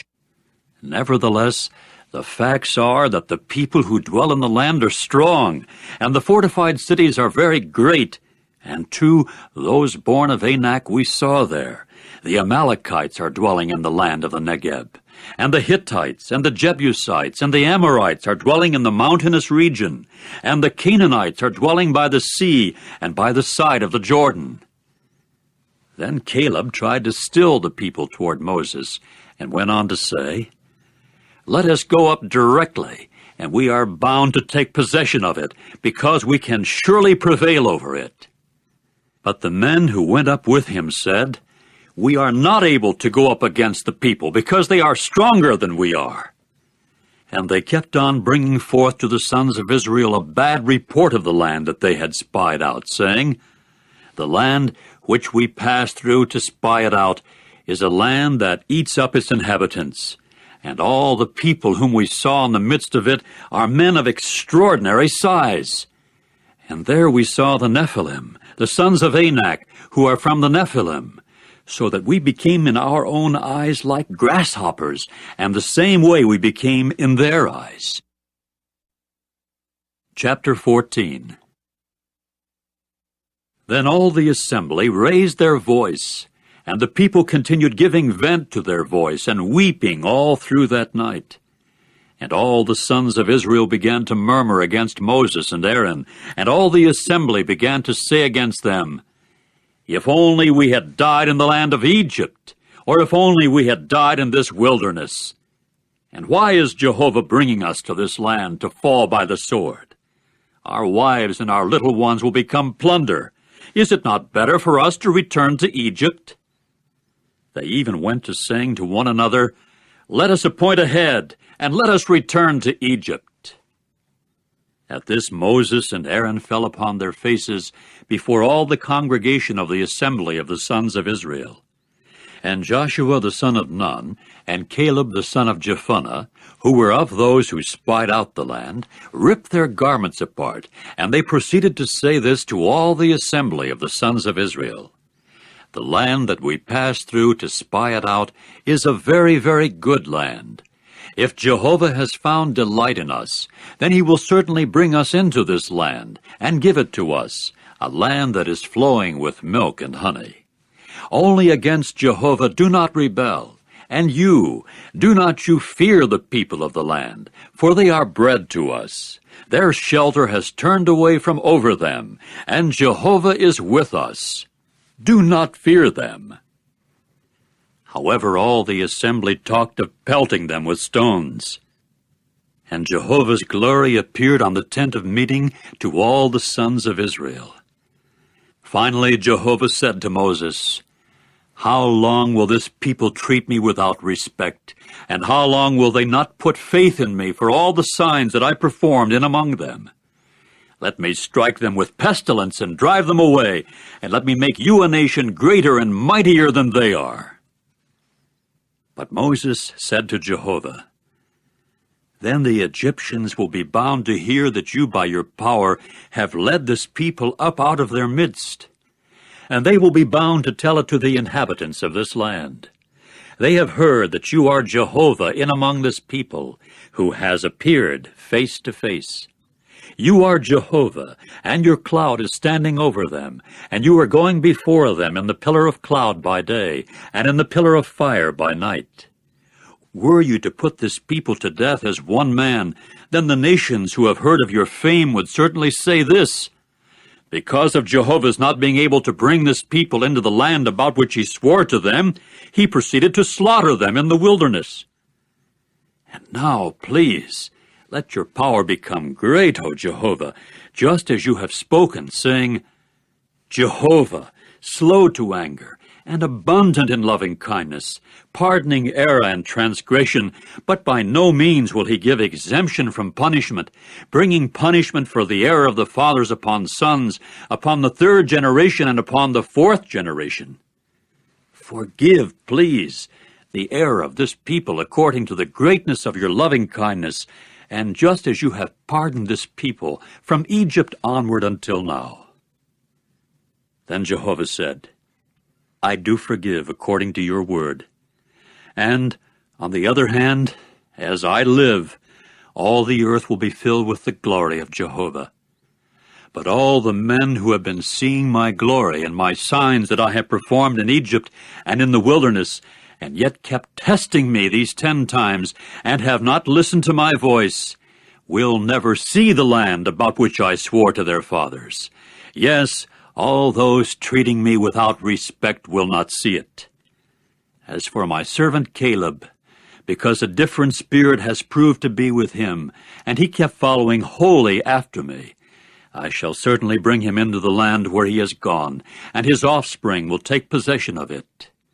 While the Amalekites and the Canaanites are dwelling in the low plain, you people make a turn tomorrow, and pull away to march to the wilderness by way of the Red Sea.'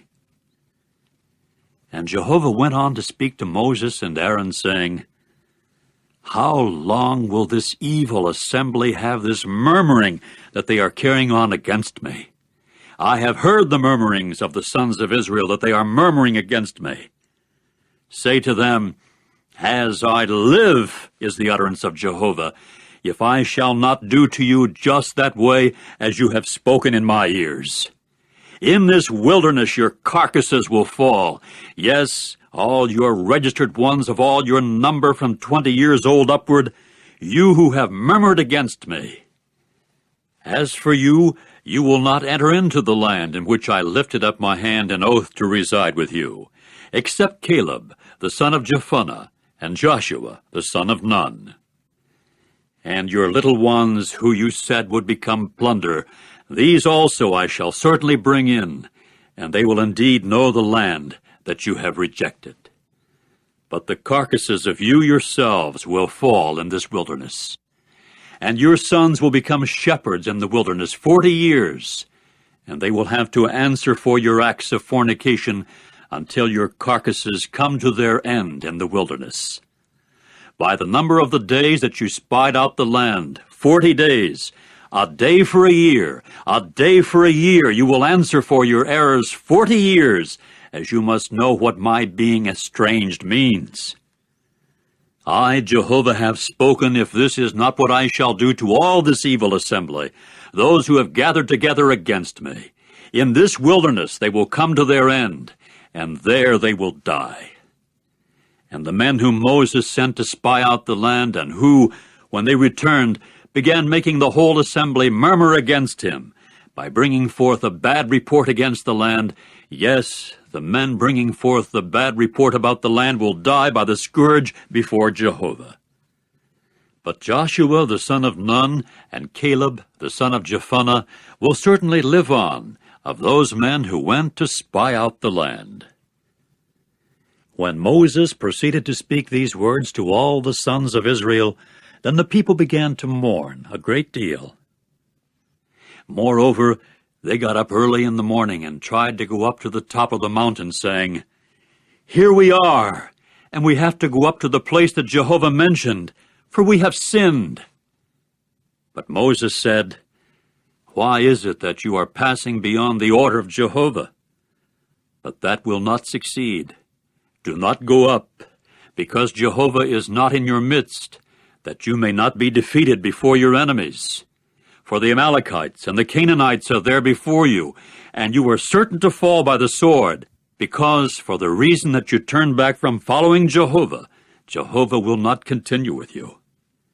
However, they presumed to go up to the top of the mountain, but the ark of Jehovah's covenant and Moses did not move away from the midst of the camp.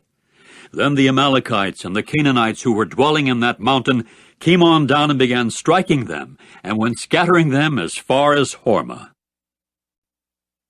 Chapter 15. And Jehovah spoke further to Moses, saying, "Speak to the sons of Israel, and you must say to them, When you eventually come into the land of your dwelling places, which I am giving you, and you must render up an offering made by fire to Jehovah, a burnt offering or a sacrifice to perform a special vow, or voluntarily, or during your seasonal festivals, in order to make a restful odor to Jehovah from the herd or from the flock, the one presenting his offering must also present to Jehovah a grain offering of fine flour, 1/10 of an ephah, moistened with 1/4 of a hin of oil.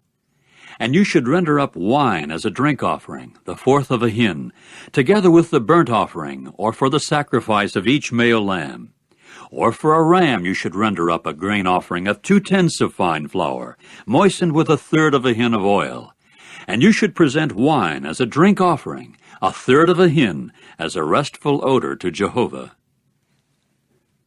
But in case you should render up a male of the herd as a burnt offering or a sacrifice to perform a special vow or communion sacrifices to Jehovah, one must also present together with the male of the herd a grain offering of 3/10 of fine flour, moistened with 1/2 a hin of oil.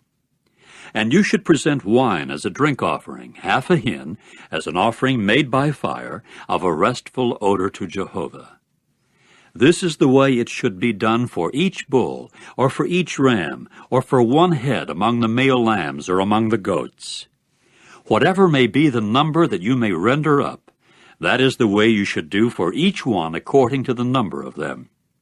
Every native should render up these in this way in presenting an offering made by fire of a restful odor to Jehovah. And in case there should be residing as an alien with you, an alien resident, or one who is in your midst for generations of you, and he must render up an offering made by fire, of a restful odor to Jehovah, just as you should do, so he should do. You who are of the congregation and the alien resident who is residing as an alien will have one statute. It will be a statute to time indefinite for your generations. The alien resident should prove to be the same as you before Jehovah. There should prove to be one law and one judicial decision for you and for the alien resident who is residing as an alien with you.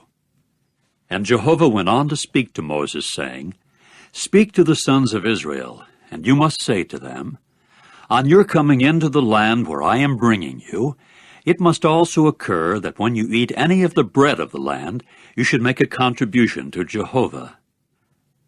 You should make a contribution of the first fruits of your course meal as ring-shaped cakes. Like the contribution of a threshing floor is the way you should contribute it. Some of the first fruits of your course meal you should give as a contribution to Jehovah throughout your generations. Now, in case you should make a mistake and not do all these commandments, which Jehovah has spoken to Moses, all that Jehovah has commanded you by means of Moses from the day that Jehovah commanded and onward for your generations, it must then occur that if it has been done far from the eyes of the assembly by mistake, the whole assembly must then render up one young bull as a burnt offering for a restful odor to Jehovah, and its grain offering and its drink offering according to the regular procedure, and one kid of the goats as a sin offering. And the priest must make atonement for the whole assembly of the sons of Israel, and it must be forgiven them, because it was a mistake. And they, for their part, brought as their offering an offering made by fire to Jehovah, and their sin offering before Jehovah for their mistake. And it must be forgiven the whole assembly of the sons of Israel, and the alien resident who is residing as an alien in their midst, because it was by mistake on the part of all the people. And if any soul should sin by mistake, then he must present a female goat in its first year for a sin offering.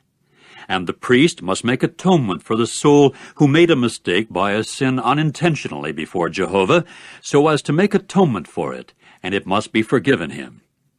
As to the native among the sons of Israel, and the alien resident who is residing as an alien in their midst, there should prove to be one law for you as respects doing something unintentionally. But the soul that does something deliberately, whether he is a native or an alien resident, he speaking abusively of Jehovah, in that case that soul must be cut off from among his people. Because it is Jehovah's word that he has despised, and his commandment that he has broken, that soul should be cut off without fail. His own error is upon him. While the sons of Israel were continuing in the wilderness, they once found a man collecting pieces of wood on the Sabbath day. Then those who found him collecting pieces of wood brought him up to Moses and Aaron and the whole assembly. So they committed him into custody, because it had not been distinctly stated what should be done to him.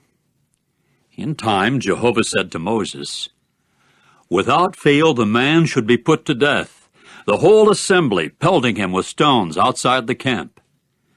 Accordingly, the whole assembly brought him forth outside the camp and pelted him with stones so that he died, just as Jehovah had commanded Moses.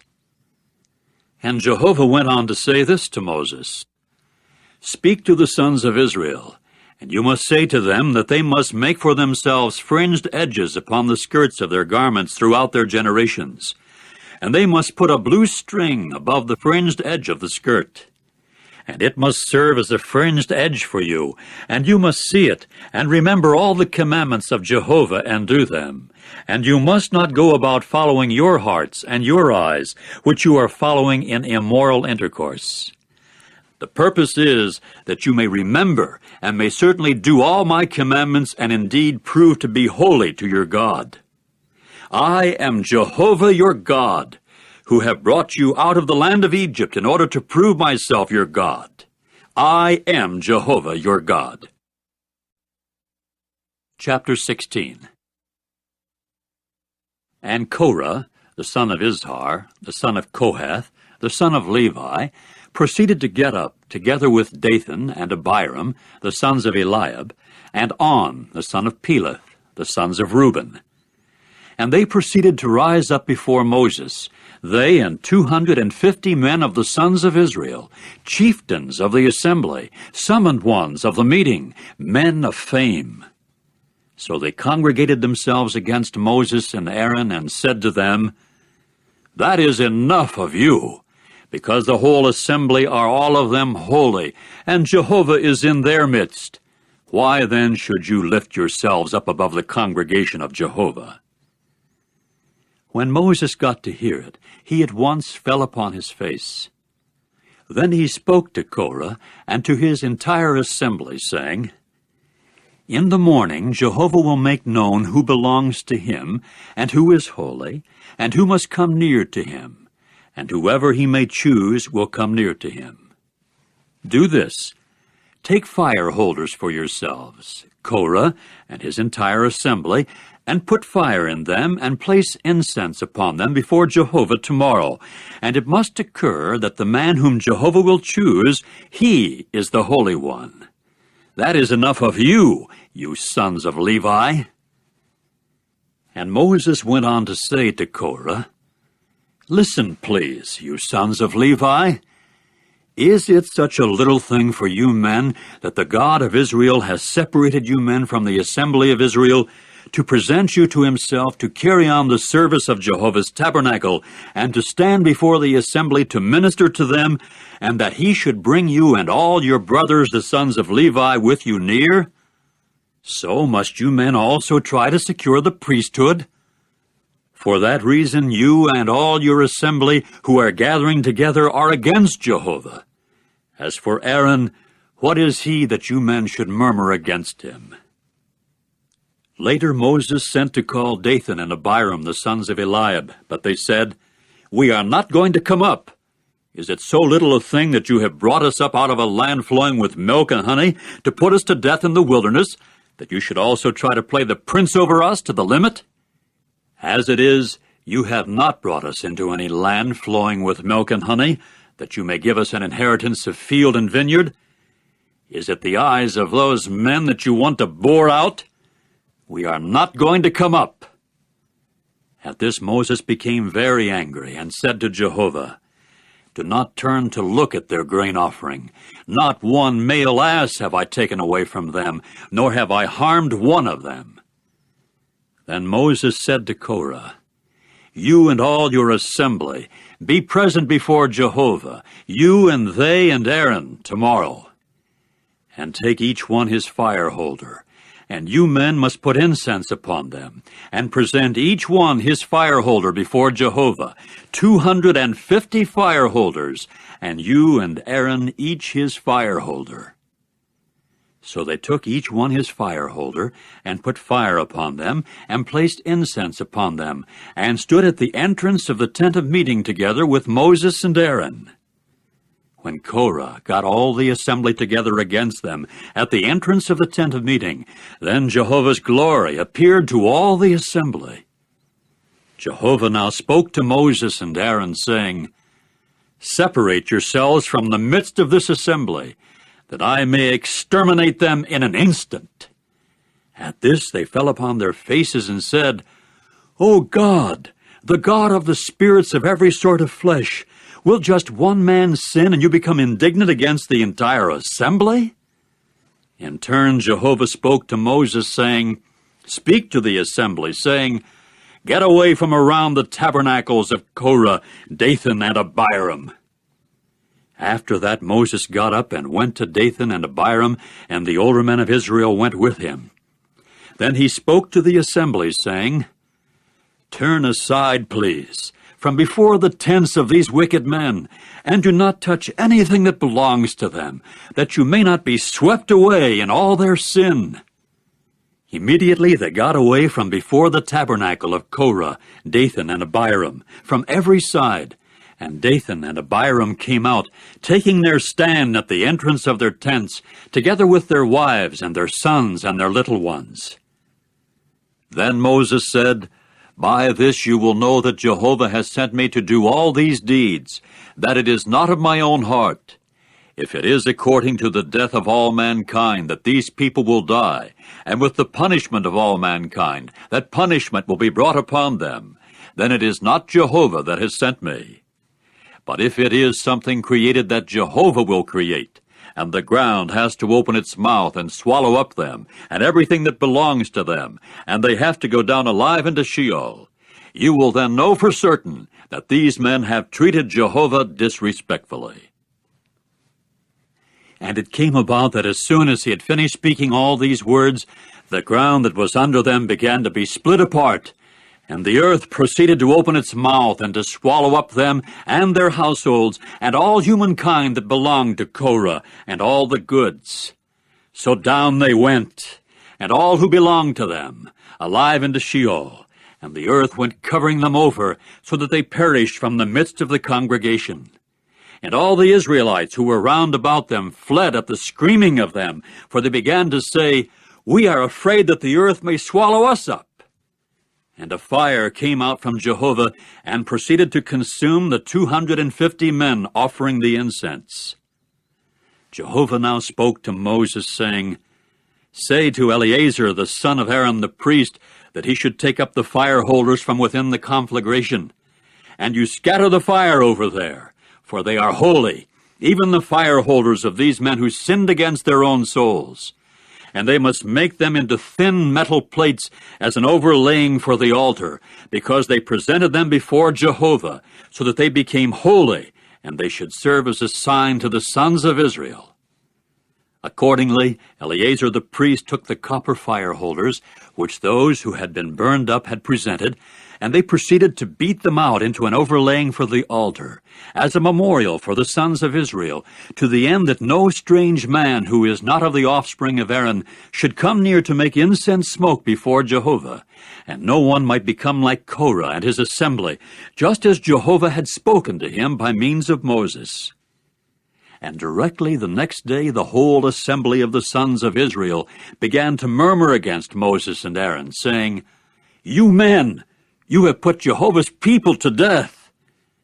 And it came about that when the assembly had congregated themselves together against Moses and Aaron, they then turned toward the tent of meeting, and look, the cloud covered it, and Jehovah's glory began to appear. And Moses and Aaron proceeded to come before the tent of meeting. Then Jehovah spoke to Moses, saying, "You men, rise up from the midst of this assembly, that I may exterminate them in an instant." At this they fell upon their faces.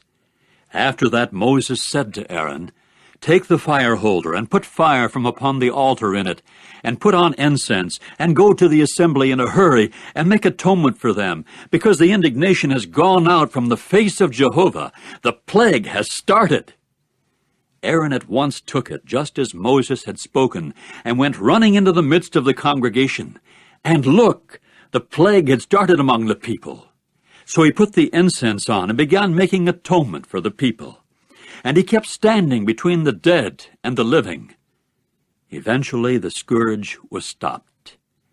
And those dead from the scourge amounted to 14,700, aside from those dead on account of Korah. When at last Aaron returned to Moses at the entrance of the tent of meeting, the scourge had been stopped.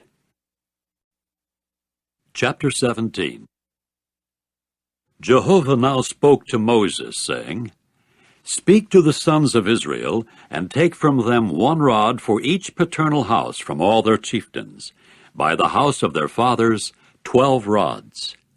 You will write the name of each one upon his rod. And Aaron's name you will write upon Levi's rod, because there is 1 rod for the head of the house of their fathers.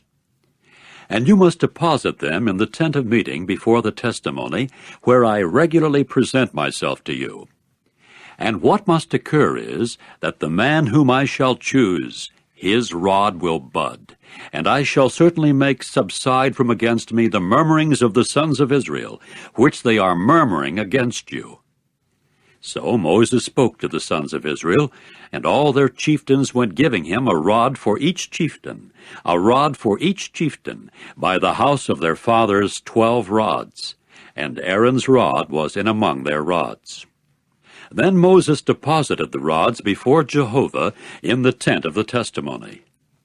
And it came about the next day that when Moses went into the tent of the testimony, look, Aaron's rod for the house of Levi had budded, and it was bringing forth buds and blossoming flowers, and was bearing ripe almonds. Moses then brought out all the rods from before Jehovah to all the sons of Israel, and they went looking and taking each man his own rod. Subsequently Jehovah said to Moses, Put Aaron's rod back before the testimony as something to be kept for a sign to the sons of rebelliousness, that their murmurings may cease from against me, that they may not die. At once Moses did just as Jehovah had commanded him. He did just so. And the sons of Israel began to say this to Moses, Now we are bound to expire. We are bound to perish. We are all of us bound to perish. Anyone approaching, coming near to Jehovah's tabernacle will die. Must we end up in expiring that way? Chapter 18. And Jehovah proceeded to say to Aaron, You and your sons and the house of your father with you will answer for error against the sanctuary, and you and your sons with you will answer for error against your priesthood. And bring near also your brothers of the tribe of Levi, the clan of your father with you, that they may be joined to you and may minister to you, to both you and your sons with you, before the tent of the testimony. And they must keep their obligation to you and their obligation to the entire tent. Only to the utensils of the holy place and to the altar they must not come near, that they may not die, neither they nor you men. And they must be joined to you, and must keep their obligation to the tent of meeting, as respects all the service of the tent, and no stranger may come near to you men. And you must keep your obligation to the holy place, and your obligation to the altar, that no further indignation may occur against the sons of Israel. And look, I have taken your brothers, the Levites, from among the sons of Israel, as a gift for you, as those given to Jehovah to carry on the service of the tent of meeting. And you and your sons with you should safeguard your priesthood, as regards every concern of the altar, and as regards what is inside the curtain. And you men must render service. As a service of gift I shall give your priesthood, and the stranger drawing near should be put to death. And Jehovah spoke further to Aaron, As for me, look, I have given you the custody of the contributions made to me. Of all the holy things of the sons of Israel, I have given them to you and to your sons as a portion, as an allowance to time indefinite. This should become yours out of the most holy things, out of the offering made by fire, every offering of theirs together with every grain offering of theirs, and every sin offering of theirs, and every guilt offering of theirs, which they will return to me. It is something most holy for you and for your sons. In a most holy place you should eat it. Every meal should eat it. It should become something holy to you. And this belongs to you, the contribution of their gift, together with all the wave offerings of the sons of Israel. I have given them to you and your sons and your daughters with you, as an allowance to time indefinite. Every one clean in your house may eat it. All the best of the oil, and all the best of the new wine and the grain, their first fruits, which they will give to Jehovah, I have given them to you. The first ripe fruits of all that is on their land, which they will bring to Jehovah, yours it should become. Every one clean in your house may eat it. Every devoted thing in Israel should become yours. Everything opening the womb, of every sort of flesh, which they will present to Jehovah among man and among beast, should become yours. However, you should without fail redeem the firstborn of mankind, and the firstborn of the unclean beast you should redeem. And with a redemption price for it from a month old onward, you should redeem it, by the estimated value, 5 silver shekels by the shekel of the holy place. it is 20 gerahs. Only the firstborn bull, or firstborn male lamb, or firstborn goat you should not redeem. They are something holy. Their blood you should sprinkle upon the altar, and their fat you should make smoke as an offering made by fire for a restful odor to Jehovah. And their flesh should become yours. Like the breast of the wave offering and like the right leg, it should become yours. All the holy contributions which the sons of Israel will contribute to Jehovah, I have given to you and your sons and your daughters with you, as an allowance to time indefinite. It is a covenant of salt to time indefinite before Jehovah for you and your offspring with you.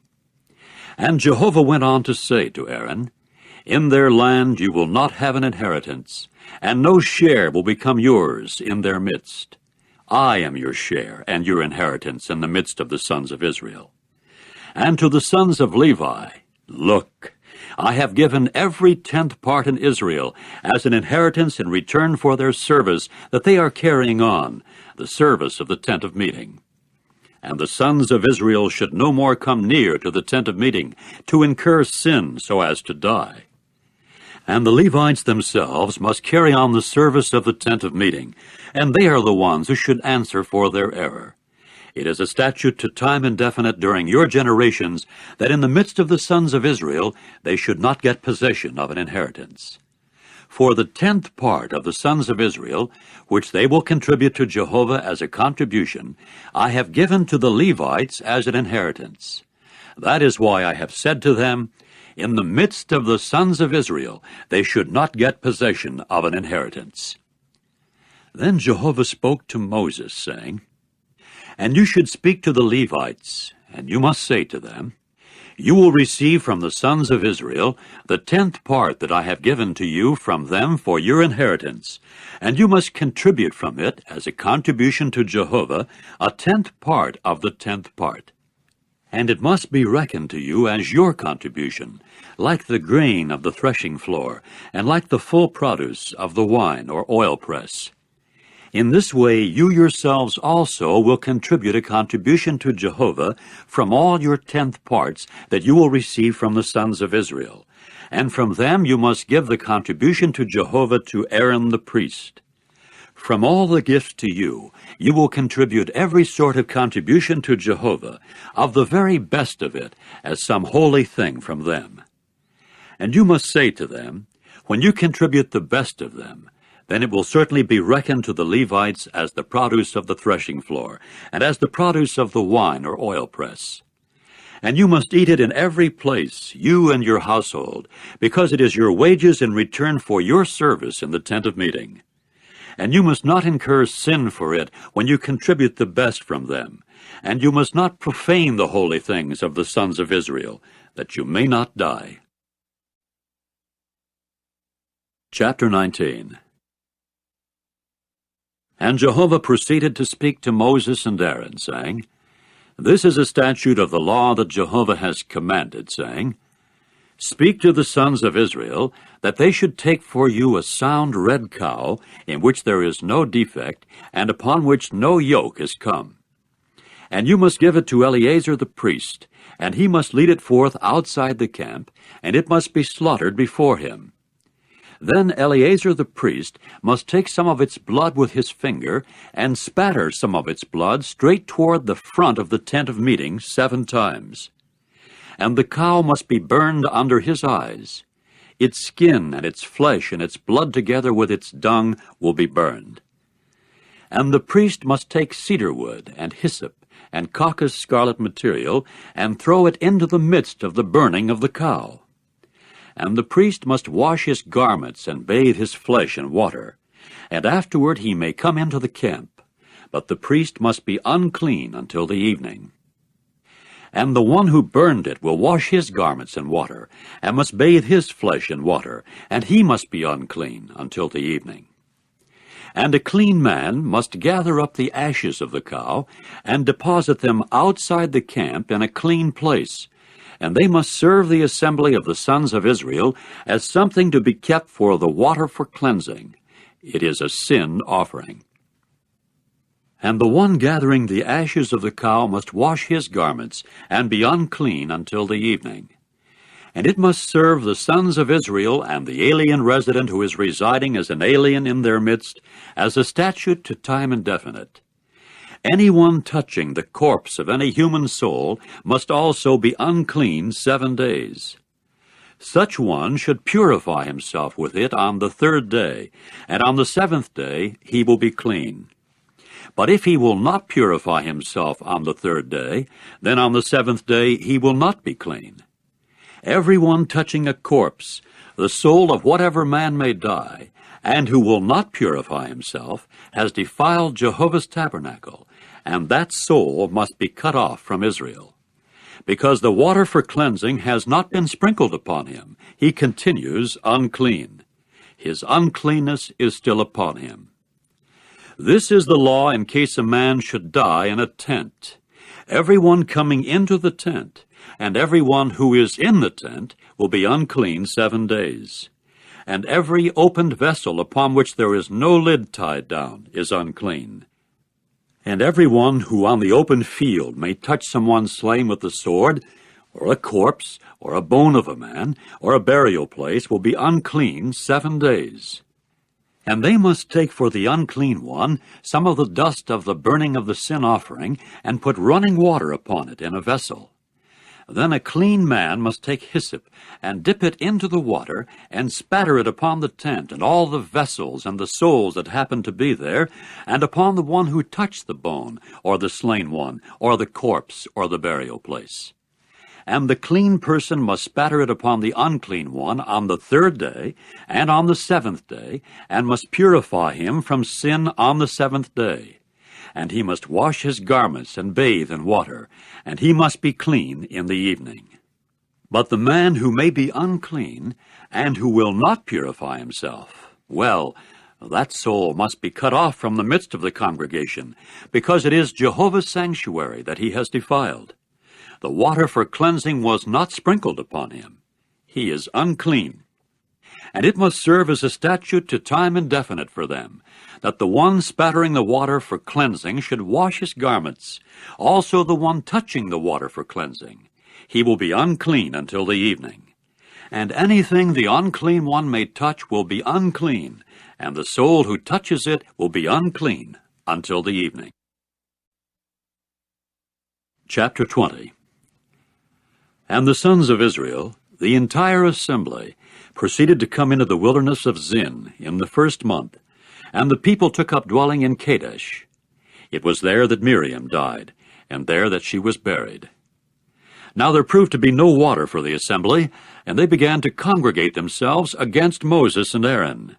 And the people went quarreling with Moses, and saying, "If only we had expired when our brothers expired before Jehovah.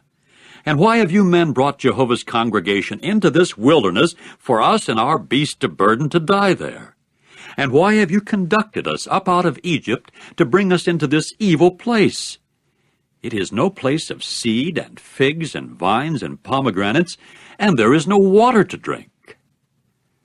Then Moses and Aaron came from before the congregation to the entrance of the tent of meeting, and fell upon their faces. And Jehovah's glory began to appear to them. Then Jehovah spoke to Moses, saying, "Take the rod, and call the assembly together, you and Aaron your brother, and you must speak to the crag before their eyes, that it may indeed give its water. And you must bring out water for them from the crag, and give the assembly and their beasts of burden drink." So Moses took the rod from before Jehovah, just as he had commanded him.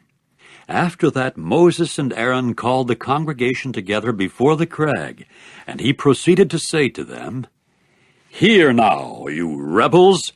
Is it from this crag that we shall bring out water for you?" With that Moses lifted his hand up and struck the crag with his rod twice, and much water began to come out, and the assembly and their beasts of burden began to drink. Later Jehovah said to Moses and Aaron, "Because you did not show faith in me to sanctify me before the eyes of the sons of Israel, therefore you will not bring this congregation into the land that I shall certainly give them." These are the waters of Meribah, because the sons of Israel quarreled with Jehovah, so that he was sanctified among them. Subsequently, Moses sent messengers from Kadesh to the king of Edom. "This is what your brother Israel has said. You yourself well know all the hardship that has overtaken us. And our fathers proceeded to go down to Egypt, and we continued to dwell in Egypt many days, and the Egyptians began doing harm to us and our fathers. Finally we cried out to Jehovah, and he heard our voice, and sent an angel, and brought us out of Egypt. And here we are in Kadesh, a city at the extremity of your territory. Let us pass, please, through your land. We shall not pass through a field or a vineyard, and we shall not drink the water of a well. On the king's road we shall march. We shall not bend toward the right or the left until we shall pass through your territory." However, Edom said to him, "You must not pass through me, for fear I may come out with the sword to meet you." In turn the sons of Israel said to him, "By the highway we shall go up, and if I and my livestock should drink your water, I shall also certainly give the value of it. I want nothing more than to pass through on my feet." Still he said, "You must not pass through." With that Edom came on out to encounter him, with a great many people and a strong hand. So Edom refused to grant Israel to pass through his territory. Hence Israel turned away from him. And the sons of Israel, the entire assembly, proceeded to pull away from Kadesh and come to Mount Hor. Then Jehovah said this to Moses and Aaron in Mount Hor, by the border of the land of Edom: "Aaron will be gathered to his people, for he will not enter into the land that I shall certainly give to the sons of Israel, on the ground that you men rebelled against my order respecting the waters of Meribah. Take Aaron and Eleazar his son, and bring them up into Mount Hor, and strip Aaron of his garments, and you must clothe with them Eleazar his son, and Aaron will be gathered and must die there." So Moses did just as Jehovah had commanded, and before the eyes of all the assembly they went climbing Mount Hor. Then Moses stripped Aaron of his garments, and clothed Eleazar his son with them, after which Aaron died there on the top of the mountain. And Moses and Eleazar came on down from the mountain. And all the assembly got to see that Aaron had expired, and all the house of Israel continued weeping for Aaron 30 days. Chapter 21.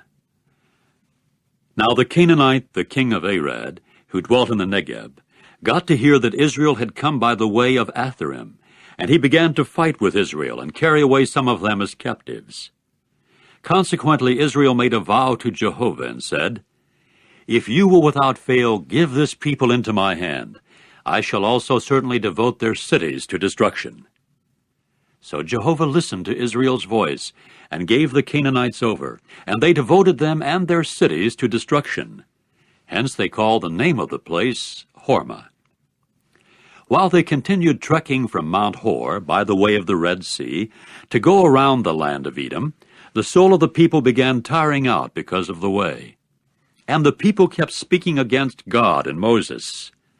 "Why have you brought us up out of Egypt to die in the wilderness? For there is no bread and no water, and our soul has come to abhor the contemptible bread." So Jehovah sent poisonous serpents among the people, and they kept biting the people, so that many people of Israel died. Finally the people came to Moses and said, "We have sinned, because we have spoken against Jehovah and against you. Intercede with Jehovah, that he may remove the serpents from upon us." And Moses went interceding in behalf of the people. Then Jehovah said to Moses, "Make for yourself a fiery snake, and place it upon a signal pole. And it must occur that when anyone has been bitten, he then has to look at it, and so must keep alive." Moses at once made a serpent of copper, and placed it upon the signal pole. And it did occur that if a serpent had bitten a man, and he gazed at the copper serpent, he then kept alive. After that the sons of Israel pulled away and encamped in Oboth. Then they pulled away from Oboth and encamped in Abiram, in the wilderness that is toward the front of Moab, toward the rising of the sun. From there they pulled away and took up camping by the torrent valley of Zered. From there they pulled away and went camping in the region of the Arnon, which is in the wilderness that extends from the border of the Amorites, for the Arnon is the boundary of Moab, between Moab and the Amorites. That is why it is said in the book of the Wars of Jehovah, Vaheb in Suphah, and the torrent valleys of Arnon, and the mouth of the torrent valleys, which has bent itself toward the seat of Ar, and has leaned against the border of Moab. Next from there on to Beer. This is the well about which Jehovah said to Moses, Gather the people, and let me give them water. At that time Israel proceeded to sing this song. Spring up, O well, respond to it, you people. A well, princes dug it, the nobles of the people excavated it, with a commander's staff, with their own staffs. Then from the wilderness on to Mattanah, and from Mattanah on to Nahaliel, and from Nahaliel on to Bamoth, and from Bamoth on to the valley that is in the field of Moab, at the head of Pisgah, and it projects over toward the face of Jeshimon. Israel now sent messengers to Sihon, the king of the Amorites, saying, Let me pass through your land. We shall not turn off into a field or a vineyard. We shall drink water of no well. On the king's road we shall march until we pass through your territory. And Sihon did not allow Israel to pass through his territory. But Sihon gathered all his people and went out to meet Israel in the wilderness, and came to Jahaz and began fighting with Israel. At that Israel struck him with the edge of the sword, and took possession of his land from the Arnon to the Jabbok, near the sons of Ammon, because Jazer is the border of the sons of Ammon. So Israel took all these cities, and Israel began dwelling in all the cities of the Amorites, in Heshbon and all its dependent towns. For Heshbon was the city of Sihon. He was the king of the Amorites, and it was he who fought with the king of Moab formerly, and went taking all his land out of his hand as far as the Arnon. That is why the sayers of mock verses would say, Come to Heshbon. Let the city of Sihon be built and be proved firmly set up. For a fire has come out of Heshbon, a flame from the town of Sihon. It has consumed Ar of Moab, the owners of the high places of the Arnon. Woe to you, Moab! You will certainly perish, O people of Chemosh. He will certainly give his sons as escaped ones, and his daughters in the captivity to the king of the Amorites, Sihon. So let us shoot at them. Heshbon will certainly perish up to Dibon, and the women up to Nophah, the men up to Medeba. And Israel began to dwell in the land of the Amorites. Then Moses sent some to spy on Jazer, so they captured its dependent towns and dispossessed the Amorites who were there. After that they turned and went up by the way of Bashan. At this Og, the king of Bashan, came out to meet them, he and all his people, to the battle of Edrei. Jehovah now said to Moses, Do not be afraid of him, for into your hand I shall certainly give him, and all his people and his land. And you must do to him just as you did to Sihon, the king of the Amorites, who used to dwell in Heshbon. So they went striking him and his sons and all his people, until there was no survivor remaining to him, and they went taking possession of his land. Chapter 22. Then the sons of Israel pulled away and encamped on the desert plains of Moab, across the Jordan from Jericho. And Balak, the son of Zippor, got to see all that Israel had done to the Amorites. And Moab became very frightened at the people, because they were many, and Moab began to feel a sickening dread of the sons of Israel. And Moab proceeded to say to the older men of Midian, Now this congregation will lick up all our surroundings like the bull licking up the green growth of the field. And Balak, the son of Zippor, was king of Moab at that particular time. He now sent messengers to Balaam, the son of Beor, at Pethor, which is by the river of the land of the sons of his people, to call him, saying, Look, a people has come out of Egypt. Look, they have covered the earth as far as one can see, and they are dwelling right in front of me. And now do come, please, do curse this people for me, for they are mightier than I am. Perhaps I may be able to strike them, and I may drive them out of the land. For I well know that the one whom you bless is a blessed one, and the one whom you curse is cursed. So the older men of Moab and the older men of Midian traveled with the payments for divination in their hands, and went to Balaam, and spoke to him Balak's words. At that he said to them, Lodge here tonight, and I shall certainly return you word, just as Jehovah may speak to me. Accordingly, the princes of Moab stayed with Balaam. Then God came to Balaam and said, Who are these men with you?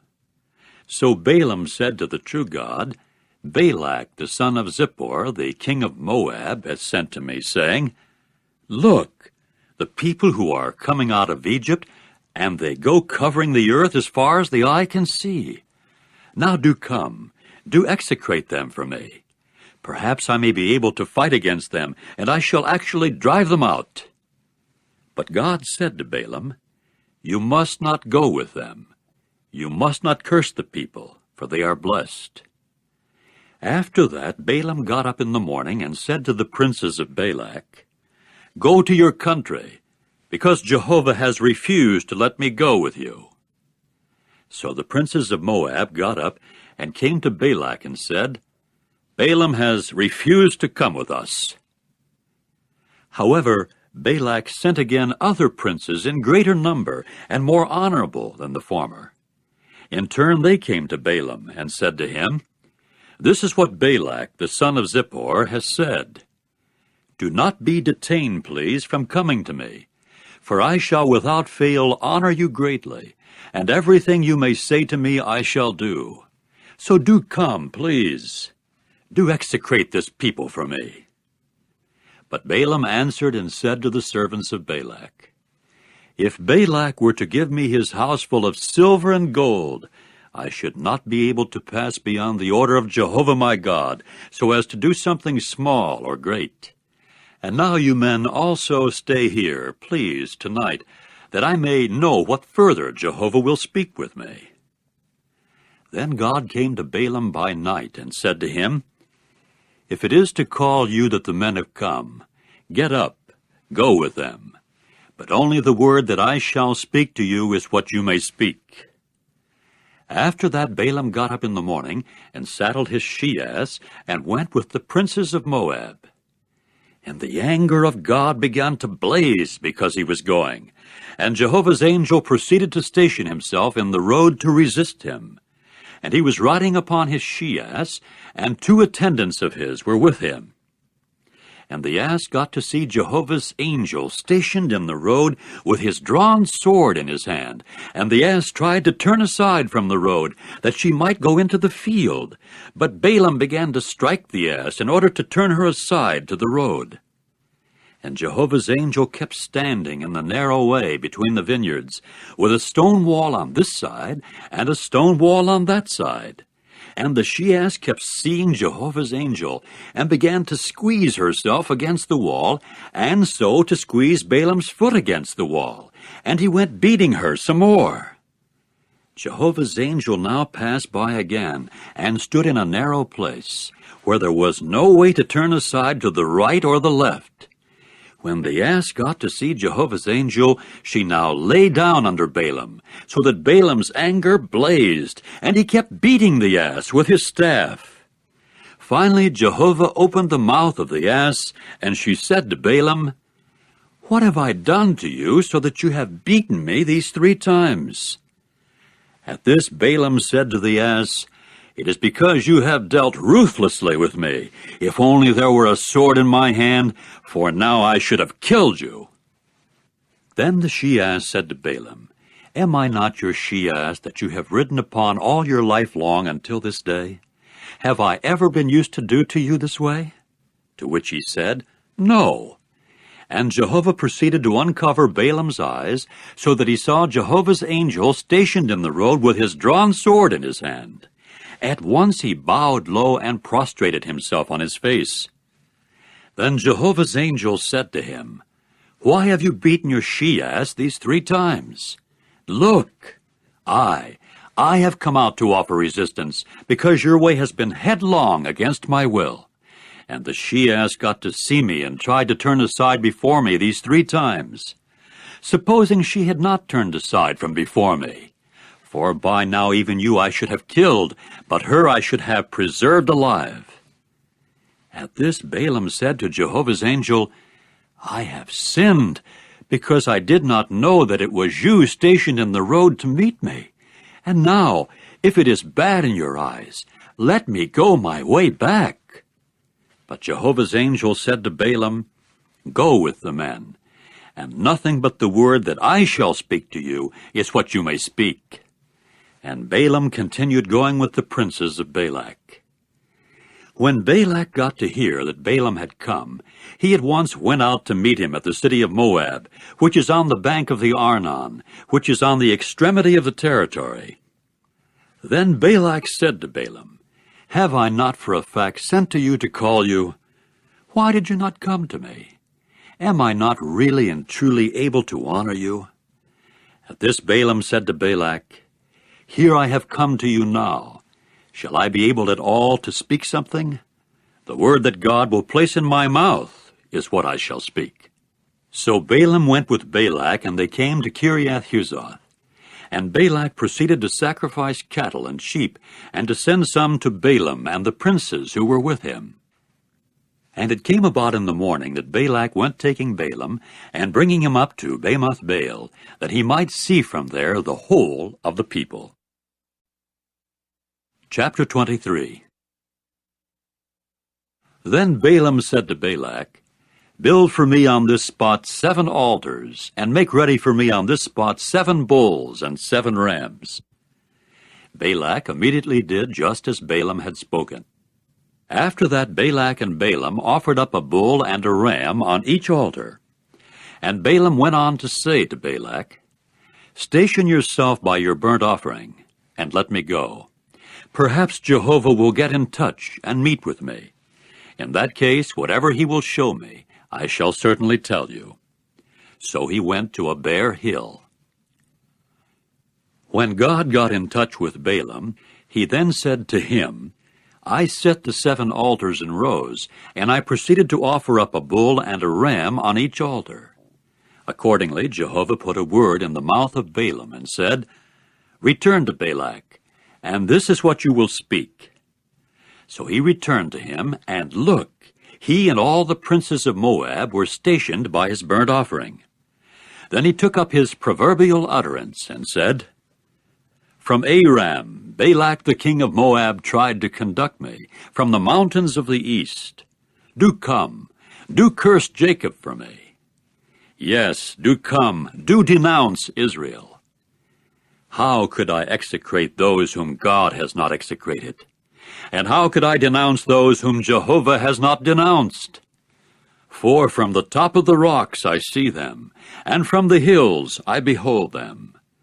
There as a people they keep tabernacling isolated, and among the nations they do not reckon themselves.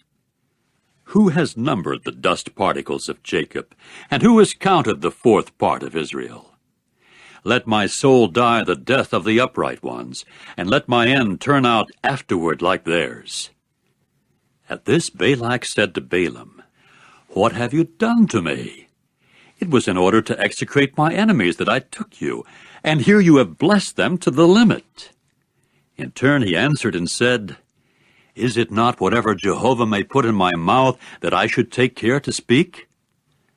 Then Balak said to him, Do come, please, with me to another place from which you can see them. Only the extremity of them you will see, and you will not see all of them, and execrate them for me from there. So he took him to the field of Zophim, to the top of Pisgah, and proceeded to build 7 altars and to offer up a bull and a ram on each altar. After that he said to Balak, "Station yourself here by your burnt offering, and as for me, let me get in touch with him there." Subsequently, Jehovah got in touch with Balaam and put a word in his mouth and said, "Return to Balak, and this is what you will speak." So he came to him, and look, he was stationed by his burnt offering, and the princes of Moab with him. Then Balak said to him, "What has Jehovah spoken?" At this he took up his proverbial utterance and said, "Get up, Balak, and listen. Do give ear to me, O son of Zippor. God is not a man that he should tell lies, neither a son of mankind that he should feel regret. Has he himself said it, and will he not do it? And has he spoken, and will he not carry it out? Look, I have been taken to bless, and he has blessed, and I shall not reverse it. He has not looked upon any uncanny power against Jacob, and no trouble has he seen against Israel. Jehovah his God is with him, and the loud hailing of a king is in his midst. God is bringing them out of Egypt. The swift course like that of a wild bull is his. For there is no unlucky spell against Jacob, nor any divination against Israel. At this time it may be said respecting Jacob and Israel, what has God worked out? Behold, a people will get up like a lion, and like the lion it will lift itself up. It will not lie down until it may eat prey, and the blood of slain ones it will drink. At this Balak said to Balaam, "If, on the one hand, you cannot execrate him at all, then, on the other hand, you should not bless him at all." In turn Balaam answered and said to Balak, "Did I not speak to you, saying, all that Jehovah will speak is what I shall do?" Then Balak said to Balaam, "Oh, come, please, let me take you to still another place. Perhaps it will be right in the eyes of the true God, so that you will certainly execrate him for me from there." With that Balak took Balaam to the top of Peor, which looks toward Jeshimon. Then Balaam said to Balak, "Build for me on this spot 7 altars, and make ready for me on this spot 7 bulls and 7 rams." So Balak did just as Balaam had said, and he went offering up a bull and a ram on each altar. Chapter 24. When Balaam got to see that it was good in the eyes of Jehovah to bless Israel, he did not go away as at the other times to come upon any unlucky omens, but he directed his face to the wilderness. When Balaam raised his eyes and saw Israel tabernacling by his tribes, then the Spirit of God came to be upon him. Hence he took up his proverbial utterance and said, "The utterance of Balaam, the son of Beor, and the utterance of the able-bodied man with the eye unsealed, the utterance of the one hearing the sayings of God, who got to see a vision of the Almighty while falling down with the eyes uncovered. How good-looking are your tents, O Jacob, your tabernacles, O Israel! Like torrent valleys they have extended a long way, like gardens by the river. Like aloe plants that Jehovah has planted, like cedars by the waters. Water keeps trickling from his 2 leather buckets, and his seed is by many waters. His king also will be higher than Agag, and his kingdom will be lifted up. God is bringing him out of Egypt. The swift course of a wild bull is his. He will consume the nations, his oppressors, and their bones he will gnaw, and he will break them to pieces with his arrows. He bowed down, he lay down like the lion, and like a lion, who dares rouse him? Those blessing you are the ones blessed, and those cursing you are the ones cursed." At that Balak's anger blazed against Balaam, and he clapped his hands, and Balak went on to say to Balaam, "It was to execrate my enemies that I called you, and look, you have blessed them to the limit these 3 times. And now run your way off to your place. I had said to myself I was without fail going to honor you, but look, Jehovah has held you back from honor." In turn Balaam said to Balak, "Was it not also to your messengers whom you sent to me that I spoke, saying, If Balak were to give me his house full of silver and gold, I should not be able to pass beyond the order of Jehovah, so as to do something good or bad out of my own heart. Whatever Jehovah may speak is what I shall speak. And now here I am going away to my people. Do come, let me advise you what this people will do to your people afterward in the end of the days." So he took up his proverbial utterance and said, "The utterance of Balaam the son of Beor, and the utterance of the man with the eye unsealed, the utterance of the one hearing the sayings of God, and the one knowing the knowledge of the Most High. A vision of the Almighty he got to see, while falling down with the eyes uncovered. I shall see him, but not now. I shall behold him, but not near. A star will certainly step forth out of Jacob, and a scepter will indeed rise out of Israel. And he will certainly break apart the temples of Moab's head, and the cranium of all the sons of tumult of war. And Edom must become a possession, yes, Seir must become the possession of his enemies, while Israel is displaying his courage. And out of Jacob one will go subduing, and he must destroy any survivor from the city." When he got to see Amalek, he carried further his proverbial utterance, and went on to say, "Amalek was the first one of the nations, but his end afterward will be even his perishing." When he got to see the Kenites, he carried further his proverbial utterance, and went on to say, "Durable is your dwelling, and set on the crag is your abode. But there will come to be one to burn Cain down. How long will it be till Assyria will carry you away captive?" And he carried further his proverbial utterance, and went on to say, "Woe! Who will survive when God causes it? And there will be ships from the coast of Kittim, and they will certainly afflict Assyria, and they will indeed afflict Eber. But he too will eventually perish." After that Balaam got up and went and returned to his place, and Balak also went his own way. Chapter 25. Now Israel was dwelling in Shittim. Then the people started to have immoral relations with the daughters of Moab. And the women came calling the people to the sacrifices of their gods, and the people began to eat and to bow down to their gods. So Israel attached itself to the Baal of Peor, and the anger of Jehovah began to blaze against Israel. Hence Jehovah said to Moses, "Take all the head ones of the people and expose them to Jehovah toward the sun, that the burning anger of Jehovah may turn back from Israel." Then Moses said to the judges of Israel, "Each one of you kill his men who have an attachment with the Baal of Peor."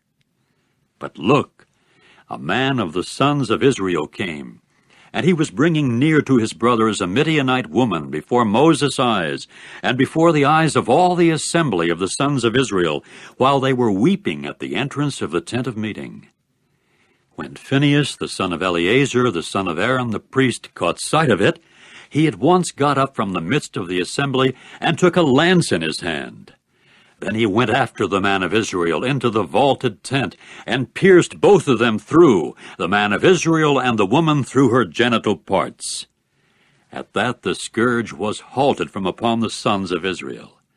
And those who died from the scourge amounted to 24,000. Then Jehovah spoke to Moses, saying, "Phinehas, the son of Eleazar, the son of Aaron the priest, has turned back my wrath from upon the sons of Israel by his tolerating no rivalry at all toward me in the midst of them, so that I have not exterminated the sons of Israel in my insistence on exclusive devotion. For that reason say, Here I am giving him my covenant of peace, and it must serve as the covenant of a priesthood to time indefinite for him and his offspring after him, due to the fact that he tolerated no rivalry toward his God, and proceeded to make atonement for the sons of Israel." Incidentally, the name of the fatally struck Israelite man, who was fatally struck with the Midianites, was Zimri, the son of Salu, a chieftain of a paternal house of the Simeonites. And the name of the Midianite woman fatally struck was Cosbi, the daughter of Zer. He was the head one of the clans of a paternal house in Midian.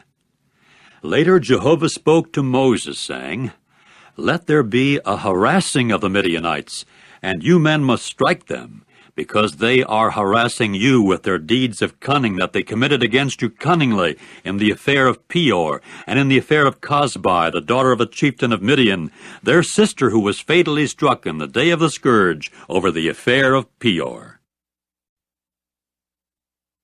Chapter 26.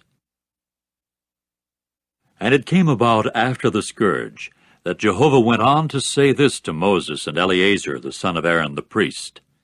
Take the sum of the whole assembly of the sons of Israel from 20 years of age and upward, according to the house of their fathers, all those going out to the army in Israel. And Moses and Eleazar the priest proceeded to speak with them in the desert plains of Moab, by the Jordan at Jericho, saying, Take the sum of them from the age of 20 years and upward, just as Jehovah had commanded Moses.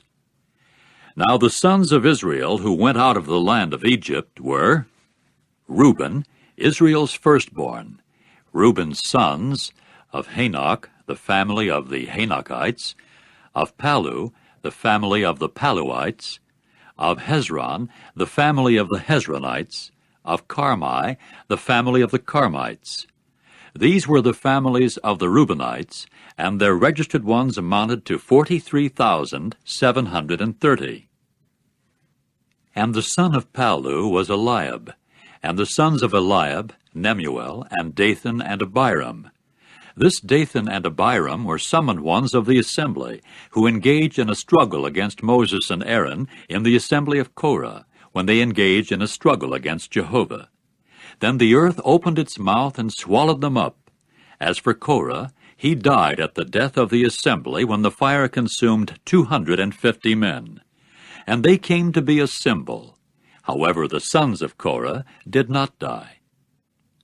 The sons of Simeon by their families, of Nemuel, the family of the Nemuelites, of Jamin, the family of the Jaminites, of Jachin, the family of the Jachinites, of Zerah, the family of the Zerahites, of Shaul, the family of the Shaulites.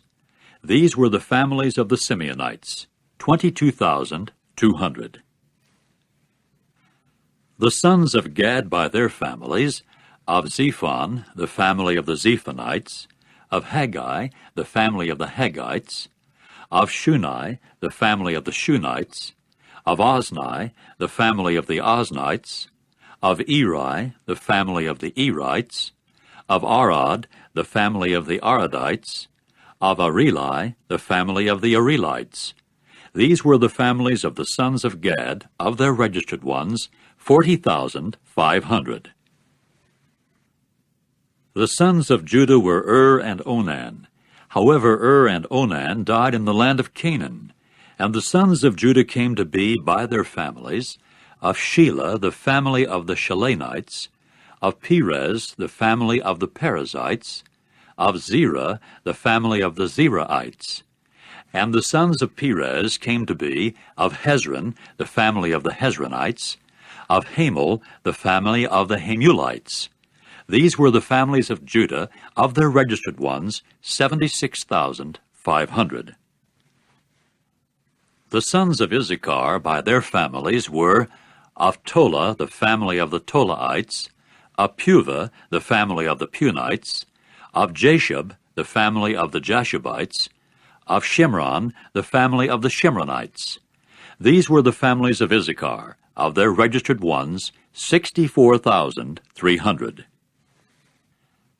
The sons of Zebulun by their families were of Sered, the family of the Seredites, of Elon, the family of the Elonites, of Jaleel, the family of the Jaleelites. These were the families of the Zebulunites, of their registered ones, 60,500. The sons of Joseph by their families were Manasseh and Ephraim. The sons of Manasseh were of Machir, the family of the Machirites. And Machir became father to Gilead. Of Gilead, the family of the Gileadites. These were the sons of Gilead. Of Iezer, the family of the Iezerites. Of Helek, the family of the Helekites.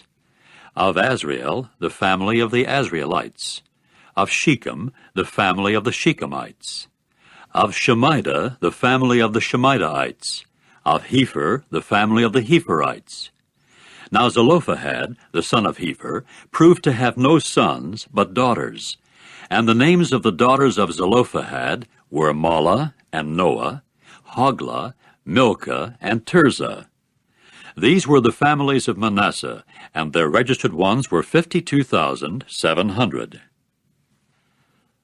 These were the sons of Ephraim by their families. Of Shuthelah, the family of the Shuthelahites. Of Becher, the family of the Becherites. Of Tahan, the family of the Tahanites. And these were the sons of Shuthelah. Of Eran, the family of the Eranites. These were the families of the sons of Ephraim, of their registered ones, 32,500. These were the sons of Joseph by their families. The sons of Benjamin by their families were of Bela, the family of the Belaites, of Ashbel, the family of the Ashbelites, of Ahiram, the family of the Ahiramites, of Shephupham, the family of the Shuphamites, of Hupham, the family of the Huphamites. The sons of Bela came to be Ard and Naaman. Of Ard, the family of the Ardites, of Naaman, the family of the Naamites.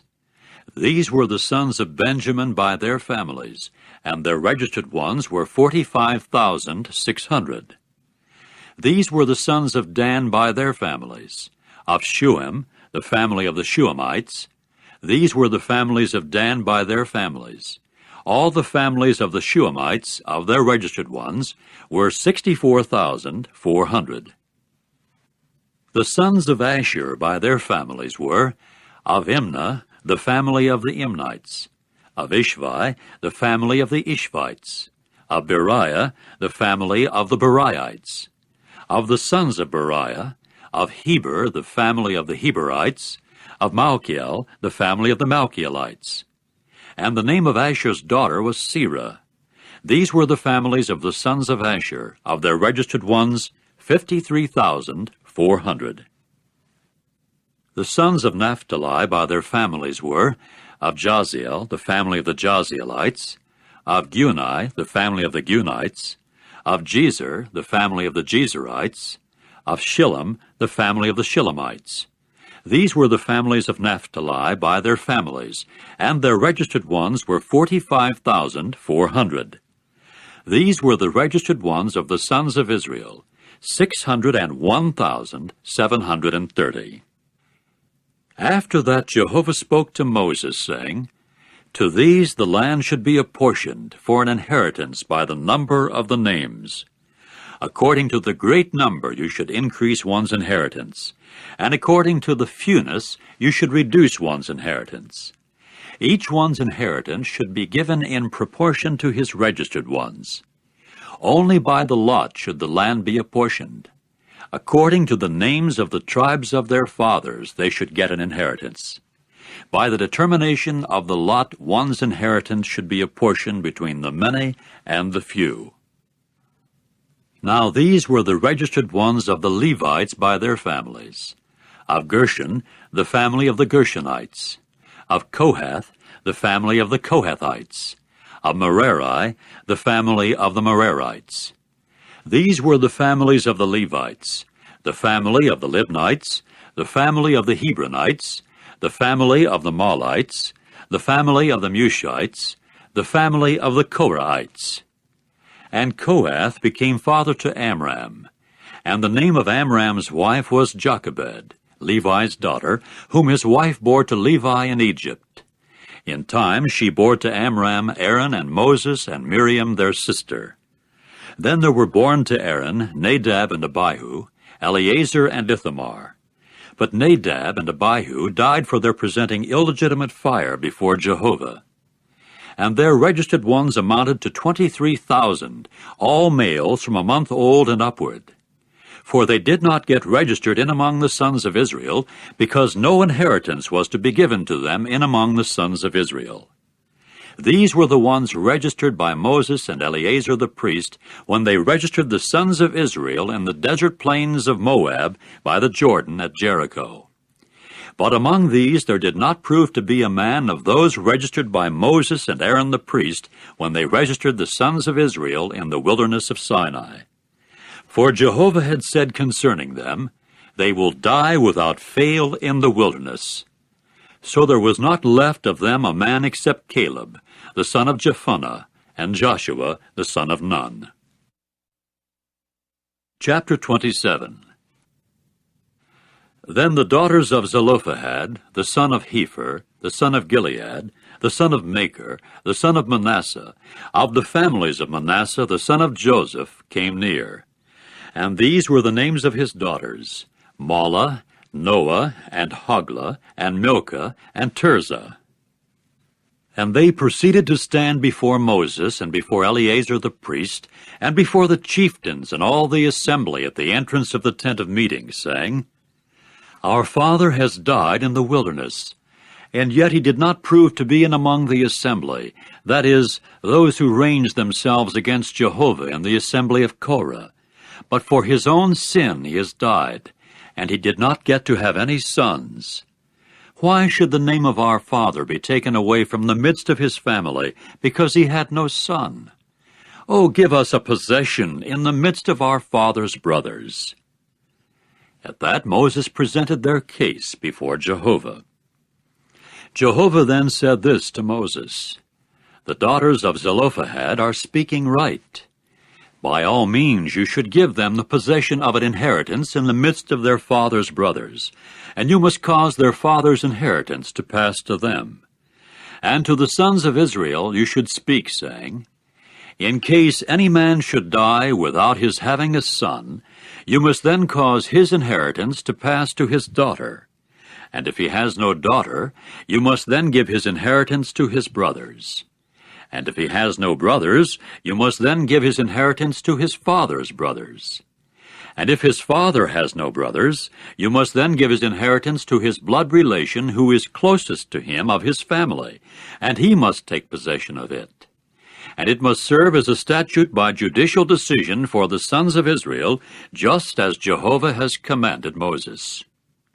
Subsequently Jehovah said to Moses, "Go up into this mountain of Abarim, and see the land that I shall certainly give the sons of Israel.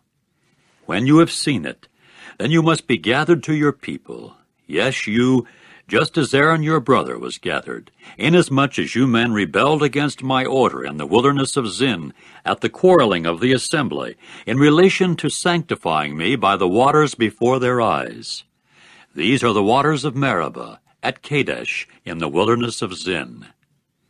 Then Moses spoke to Jehovah, saying, "Let Jehovah, the God of the spirits of all sorts of flesh, appoint over the assembly a man who will go out before them, and who will come in before them, and who will bring them out, and who will bring them in, that Jehovah's assembly may not become like sheep that have no shepherd." So Jehovah said to Moses, "Take for yourself Joshua the son of Nun, a man in whom there is spirit, and you must lay your hand upon him.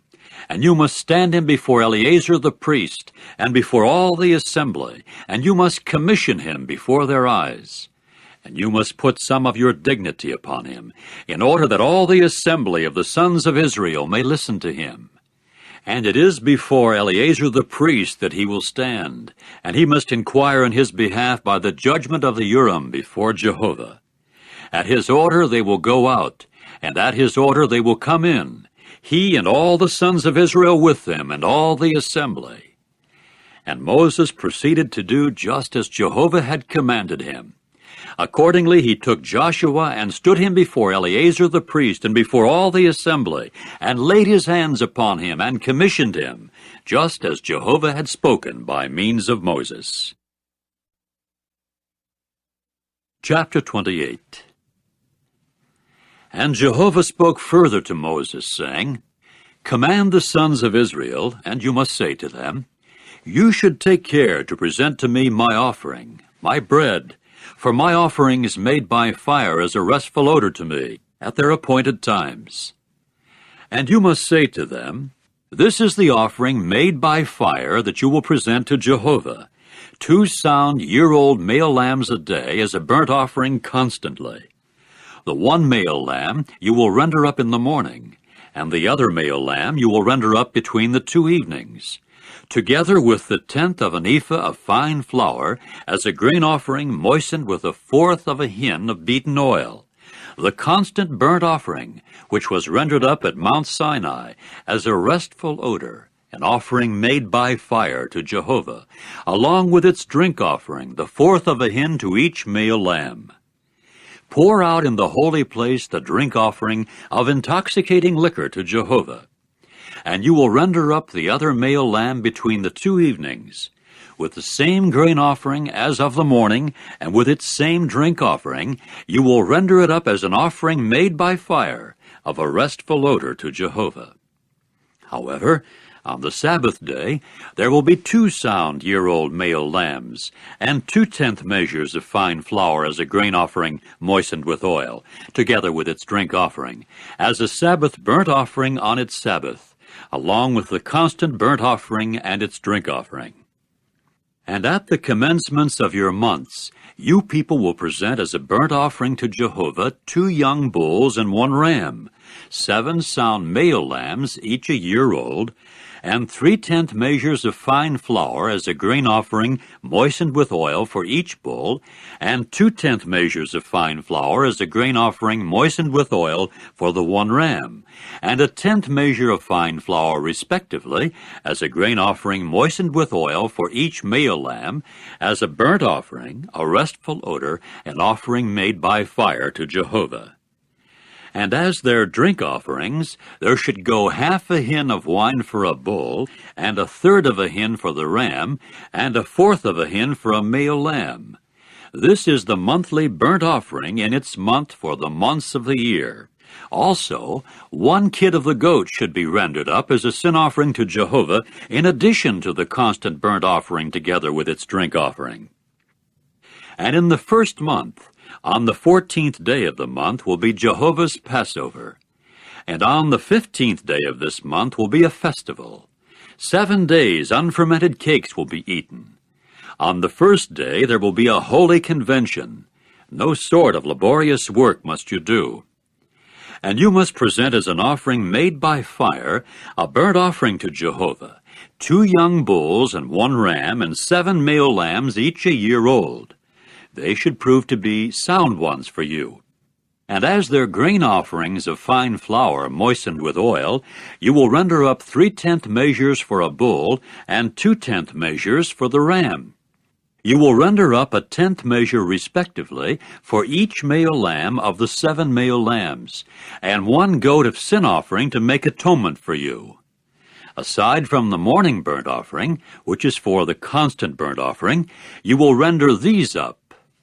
The same as these you will render up daily for the 7 days as bread, an offering made by fire, of a restful odor to Jehovah. Along with the constant burnt offering it should be rendered, and its drink offering. And on the 7th day you should hold a holy convention. No sort of laborious work must you do. And on the day of the first ripe fruits, when you present a new grain offering to Jehovah, in your feast of weeks you should hold a holy convention. No sort of laborious work must you do. And you must present as a burnt offering for a restful odor to Jehovah 2 young bulls, 1 ram, 7 male lambs, each a year old.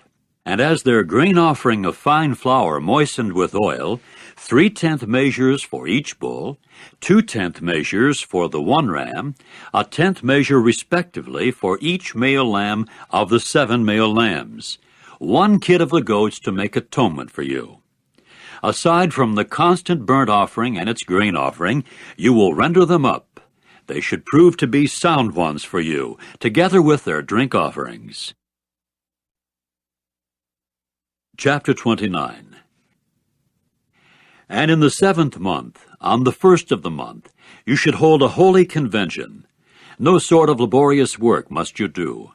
It should prove to be a day of the trumpet blast for you.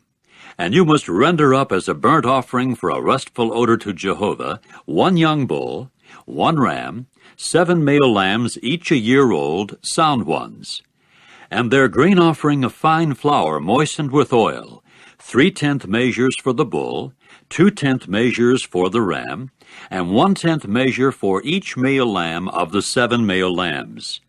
And 1 male kid of the goats as a sin offering to make atonement for you, aside from the monthly burnt offering and its grain offering, and the constant burnt offering and its grain offering, together with their drink offerings, according to the regular procedure for them as a restful odor, an offering made by fire to Jehovah. And on the 10th of this 7th month you should hold a holy convention, and you must afflict your souls. No sort of work must you do. And you must present as a burnt offering to Jehovah, as a restful odor, 1 young bull, 1 ram, 7 male lambs, each a year old. They should prove to be sound ones for you. And as their grain offering of fine flour moistened with oil, 3/10 measures for the bull, 2/10 measures for the 1 ram, 1/10 measure respectively for each male lamb of the 7 male lambs. 1 kid of the goats as a sin offering, aside from the sin offering of atonement and the constant burnt offering and its grain offering, together with their drink offerings. And on the 15th day of the 7th month you should hold a holy convention. No sort of laborious work must you do, and you must celebrate a festival to Jehovah 7 days. And you must present as a burnt offering an offering made by fire of a restful odor to Jehovah, 13 young bulls, 2 rams, 14 male lambs, each a year old. They should prove to be sound ones. And as their grain offering of fine flour moistened with oil, 3/10 measures for each bull of the 13 bulls, 2/10 measures for each ram of the 2 rams, and 1/10 measure for each male lamb of the 14 male lambs, and 1 kid of the goats as a sin offering, aside from the constant burnt offering, its grain offering, and its drink offering. And on the 2nd day, 12 young bulls, 2 rams, 14 male lambs, each a year old, sound ones, and their grain offering and their drink offerings for the bulls, the rams, and the male lambs by their number, according to the regular procedure, and 1 kid of the goats as a sin offering, aside from the constant burnt offering and its grain offering, together with their drink offerings. And on the 3rd day, 11 bulls, 2 rams, 14 male lambs, each a year old, sound ones, and their grain offering and their drink offerings for the bulls, the rams, and the male lambs by their number according to the regular procedure, and 1 goat as a sin offering, aside from the constant burnt offering and its grain offering and its drink offering. And on the 4th day, 10 bulls, 2 rams, 14 male lambs, each a year old, sound ones, their grain offering and their drink offerings for the bulls, the rams, and the male lambs by their number according to the regular procedure, and 1 kid of the goats as a sin offering, aside from the constant burnt offering, its grain offering, and its drink offering. And on the 5th day, 9 bulls, 2 rams, 14 male lambs, each a year old, sound ones, and their grain offering and their drink offerings for the bulls, the rams, and the male lambs by their number according to the regular procedure, and 1 goat as a sin offering, aside from the constant burnt offering and its grain offering and its drink offering. And on the 6th day, 8 bulls, 2 rams, 14 male lambs, each a year old, sound ones, and their grain offering and their drink offerings for the bulls, the rams, and the male lambs by their number according to the regular procedure, and 1 goat as a sin offering, aside from the constant burnt offering, its grain offering, and its drink offerings.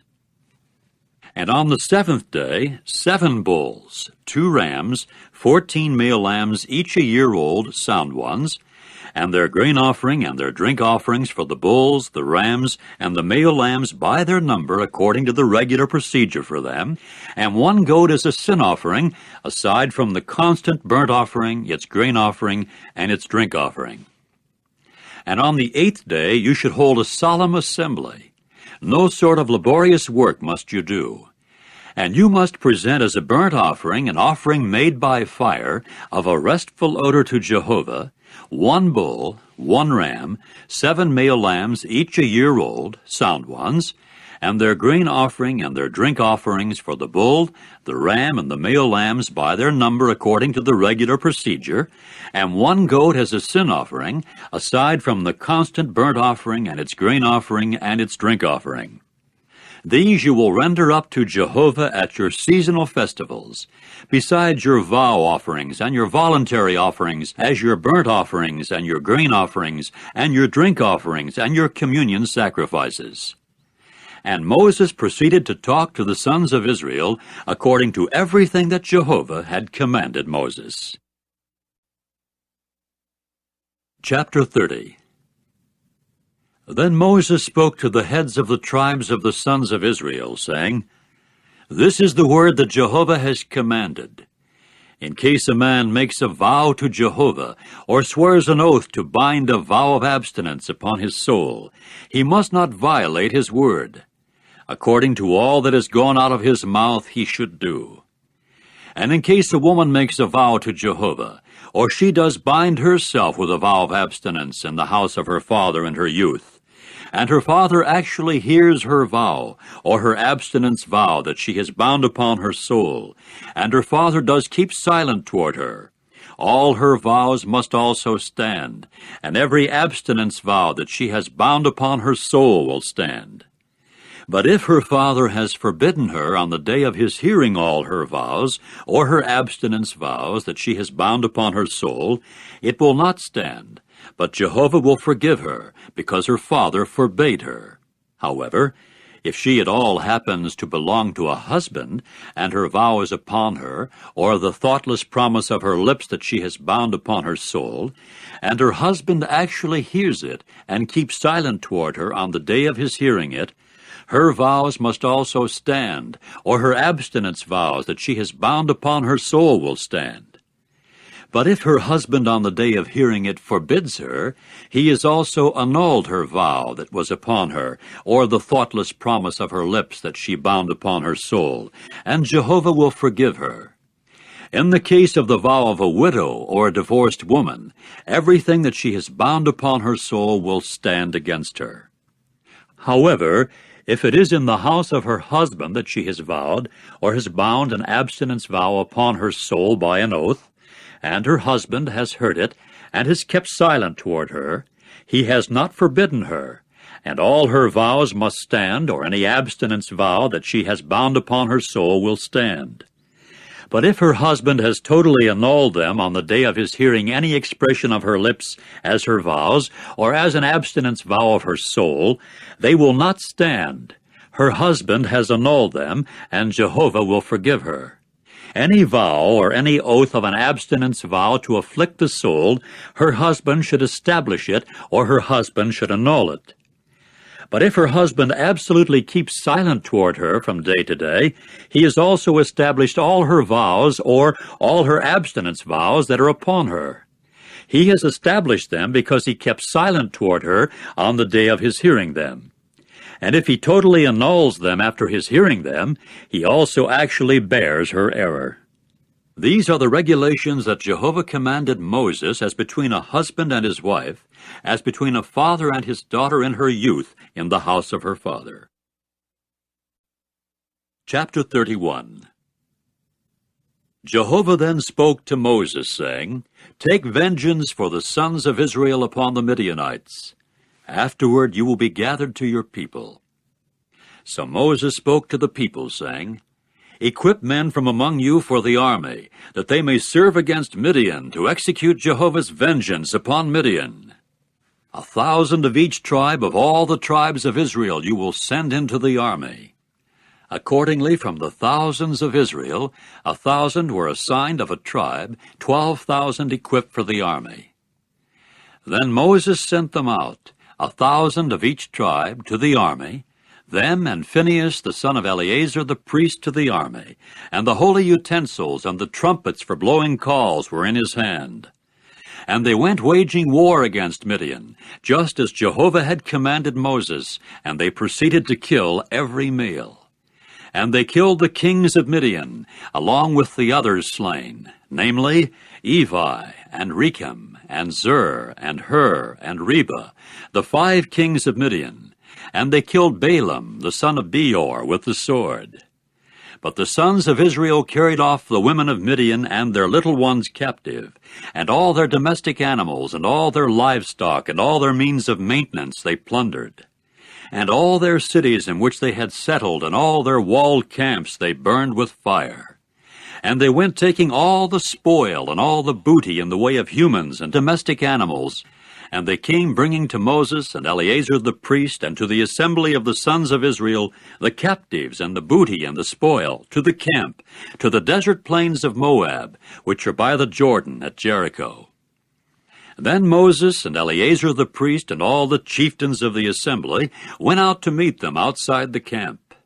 And Moses grew indignant at the appointed men of the combat forces, the chiefs of the thousands and the chiefs of the hundreds, who were coming in from the military expedition. So Moses said to them, "Have you preserved alive every female? Look, they are the ones who, by Balaam's word, served to induce the sons of Israel to commit unfaithfulness toward Jehovah over the affair of Peor, so that the scourge came upon the assembly of Jehovah. And now kill every male among the little ones, and kill every woman who has had intercourse with man by lying with a male. And preserve alive for yourselves all the little ones among the women who have not known the act of lying with a male. As for you yourselves, camp outside the camp 7 days. Every one who has killed a soul, and every one who has touched someone slain, you should purify yourselves on the 3rd day, and on the 7th day, you and your captives. And every garment, and every article of skin, and everything made of goat's hair, and every article of wood you should purify for yourselves from sin." Eleazar the priest then said to the men of the army who had gone into the battle, "This is the statute of the law that Jehovah commanded Moses. Only the gold and the silver, the copper, the iron, the tin, and the lead, everything that is processed with fire, you should pass through the fire, and it must be clean. Only it should be purified by the water for cleansing, and everything that is not processed with fire you should pass through the water. And you must wash your garments on the 7th day and be clean, and afterward you may come into the camp." And Jehovah proceeded to say this to Moses, "Take the sum of the booty, the captives both of humankind and of domestic animals, you and Eleazar the priest and the heads of the fathers of the assembly. And you must divide the booty in 2 between those taking part in the battle who went out on the expedition and all the rest of the assembly. And as a tax for Jehovah, you must take away from the men of war who went out on the expedition 1 soul out of 500, of humankind and of the herd, and of the asses and of the flock. From their half you should take it, and you must give it to Eleazar the priest as Jehovah's contribution. And from the half of the sons of Israel you should take 1 out of 50, of humankind, of the herd, of the asses, and of the flock, of every sort of domestic animal, and you must give them to the Levites, the keepers of the obligation of Jehovah's tabernacle." And Moses and Eleazar the priest went doing just as Jehovah had commanded Moses. And the booty, the rest of the plunder that the people of the expedition had taken as plunder, amounted to 675,000 of the flock, and 72,000 of the herd, and 61,000 asses. As for human souls from the women who had not known the act of lying with a male, all the souls were 32,000. And the half that was the share of those who went out on the expedition amounted in number to 337,500 of the flock. And the tax for Jehovah from the flock amounted to 675. And of the herd there were 36,000, and the tax on them for Jehovah was 72. And the asses were 30,500, and the tax on them for Jehovah was 61. And the human souls were 16,000, and the tax on them for Jehovah was 32 souls. Then Moses gave the tax as Jehovah's contribution to Eleazar the priest, just as Jehovah had commanded Moses. And from the half belonging to the sons of Israel, which Moses divided from that belonging to the men who waged war, now the half of the assembly from the flock amounted to 337,500, and of the herd 36,000, and the asses 30,500, and human souls 16,000. Then Moses took from the half belonging to the sons of Israel the one to be taken out of 50, of humankind and of domestic animals, and gave them to the Levites, the keepers of the obligation of Jehovah's tabernacle, just as Jehovah had commanded Moses. And the appointed men who were of the thousands of the army, the chiefs of the thousands and the chiefs of the hundreds, proceeded to approach Moses and to say to Moses, "Your servants have taken the sum of the men of war who are in our charge, and not one has been reported missing from us. So let us present each one what he has found as Jehovah's offering, articles of gold, ankle chainlets and bracelets, signet rings, earrings, and female ornaments, in order to make atonement for our souls before Jehovah." Accordingly, Moses and Eleazar the priest accepted the gold from them, all the jewelry, and all the gold of the contribution that they contributed to Jehovah amounted to 16,750 shekels, from the chiefs of the thousands and the chiefs of the hundreds. The men of the army had taken plunder, each for himself. So Moses and Eleazar the priest accepted the gold from the chiefs of the thousands and of the hundreds, and brought it into the tent of meeting as a memorial for the sons of Israel before Jehovah. Chapter 32. Now the sons of Reuben and the sons of Gad had come to have numerous livestock, very many in fact. And they began to see the land of Jazer and the land of Gilead, and look, the place was a place for livestock. Hence the sons of Gad and the sons of Reuben came and said this to Moses and Eleazar the priest, and to the chieftains of the assembly. Ataroth and Dibon and Jazer and Nimrah and Heshbon and Elealeh and Sebam and Nebo and Beon, the land that Jehovah defeated before the assembly of Israel, is a land for livestock, and your servants have livestock. And they went on to say, "If we have found favor in your eyes, let this land be given to your servants as a possession. Do not make us cross the Jordan." Then Moses said to the sons of Gad and the sons of Reuben, "Are your brothers to go to war while you yourselves keep dwelling here? And why should you dishearten the sons of Israel from crossing into the land that Jehovah will certainly give them? That is the way your fathers did when I sent them from Kadesh Barnea to see the land. When they went up to the torrent valley of Eshcol and saw the land, then they disheartened the sons of Israel, so as not to go into the land that Jehovah was certain to give them. Consequently, Jehovah's anger blazed on that day, so that he swore, saying, The men who came up out of Egypt from 20 years old upward will not see the soil of which I have sworn to Abraham, Isaac, and Jacob, because they have not followed me wholly, except Caleb the son of Jephunneh the Kenizzite, and Joshua the son of Nun, because they have followed Jehovah wholly. So Jehovah's anger blazed against Israel, and he made them wander about in the wilderness 40 years, until all the generation that was doing evil in the eyes of Jehovah came to their end. And here you have risen in the place of your fathers as the brood of sinful men, in order to add further to the burning anger of Jehovah against Israel. In case you should turn back from following him, he also would certainly once again let them stay longer in the wilderness, and you would have acted ruinously toward all this people.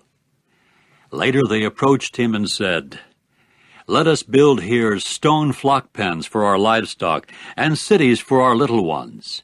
But we ourselves shall go equipped in battle formation before the sons of Israel, until whenever we have brought them to their place, while our little ones must dwell in the cities with fortifications away from the face of the inhabitants of the land. We shall not return to our houses until the sons of Israel have provided themselves with landed property, each with his own inheritance. For we shall not get an inheritance with them from the side of the Jordan and beyond, because our inheritance has come to us from the side of the Jordan toward the sunrising. At this Moses said to them, If you will do this thing, if you will equip yourselves before Jehovah for the war, and every equipped one of yours will actually pass over the Jordan before Jehovah, until he drives away his enemies from before him, and the land is actually subdued before Jehovah, and afterward you return, you also will indeed prove yourselves free from guilt against Jehovah and against Israel, and this land must become yours as a possession before Jehovah. But if you will not do this way, you will also certainly sin against Jehovah. In that case, know that your sin will catch up with you. Build for yourselves cities for your little ones, and stone pens for your flocks, and what has gone forth from your mouth you should do. Then the sons of Gad and the sons of Reuben said this to Moses, Your servants will do just as my Lord is commanding. Our little ones, our wives, our livestock, and all our domestic animals will stay there in the cities of Gilead. But your servants will pass over, every one equipped for the army, before Jehovah for the war, just as my Lord is speaking. Accordingly Moses gave a command respecting them to Eleazar the priest, and to Joshua the son of Nun, and to the heads of the fathers of the tribes of the sons of Israel. So Moses said to them, If the sons of Gad and the sons of Reuben pass with you over the Jordan, every one equipped for the war, before Jehovah, and the land is actually subdued before you, you must then give them the land of Gilead as a possession. But if they do not pass over equipped with you, they must then be settled in your midst in the land of Canaan.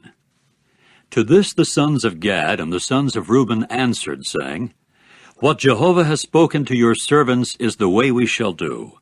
We ourselves will pass over equipped before Jehovah to the land of Canaan, and the possession of our inheritance will be with us on this side of the Jordan.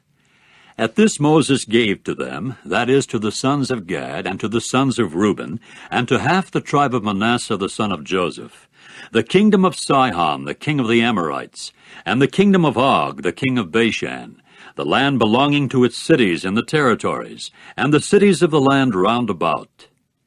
And the sons of Gad proceeded to build Dibon, and Ataroth, and Aroer, and Atroth-Shophan, and Jazer, and Jogbehah, and Beth-Nimrah, and Beth-Haran, cities with fortifications and stone flock pens. And the sons of Reuben built Heshbon, and Elealeh, and Kiriathaim, and Nebo, and Baal-Meon, their names being changed, and Sibmah, and they began to call by their own names the names of the cities that they built. And the sons of Machir, the son of Manasseh, proceeded to march to Gilead, and to capture it, and to drive away the Amorites who were in it. So Moses gave Gilead to Machir, the son of Manasseh, and he took up dwelling in it.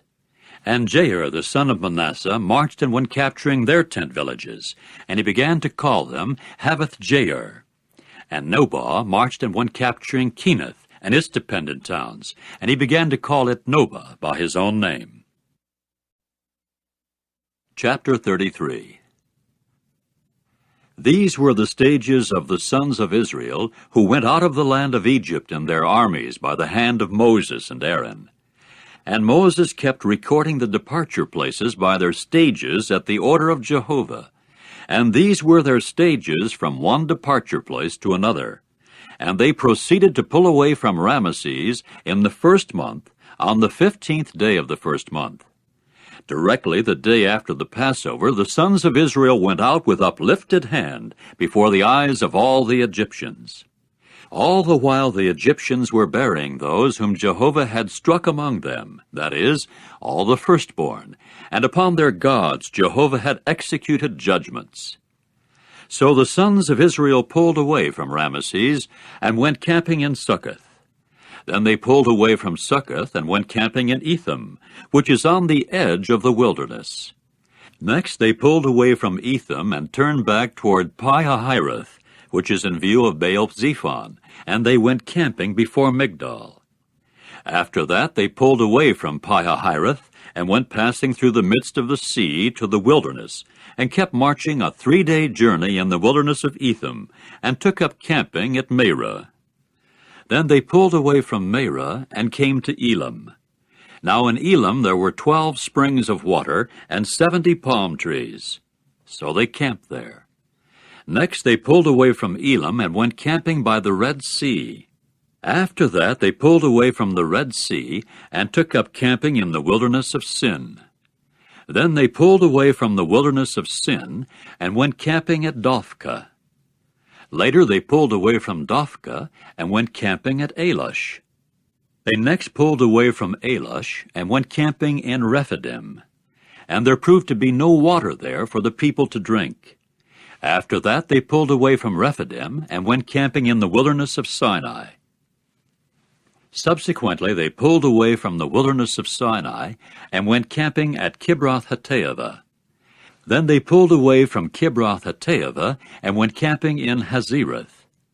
After that they pulled away from Hazereth, and went camping in Rithmah. Next they pulled away from Rithmah, and took up camping in Rimmon-Perez. Then they pulled away from Rimmon-Perez, and went camping in Libnah. Later they pulled away from Libnah, and went camping in Rizah. Next they pulled away from Rizah, and went camping in Keelatha. Then they pulled away from Keelatha, and went camping in Mount Shepher. After that they pulled away from Mount Shepher, and went camping in Harada. Then they pulled away from Harada, and went camping in Machelath. Next they pulled away from Machelath, and went camping in Taith. After that they pulled away from Taith, and went camping in Terah. Then they pulled away from Terah, and went camping in Mithkah. Later they pulled away from Mithkah, and went camping in Hashmonah. Next they pulled away from Hashmonah, and went camping in Moserath. Then they pulled away from Moserath, and went camping in Bene-Jaakan. After that they pulled away from Bene-Jaakan, and went camping in Hor-Haggidgad. Next they pulled away from Hor-Haggidgad, and went camping in Jotbathah. Later they pulled away from Jotbathah, and went camping in Abronah. Then they pulled away from Abronah, and went camping in Ezion-Geber.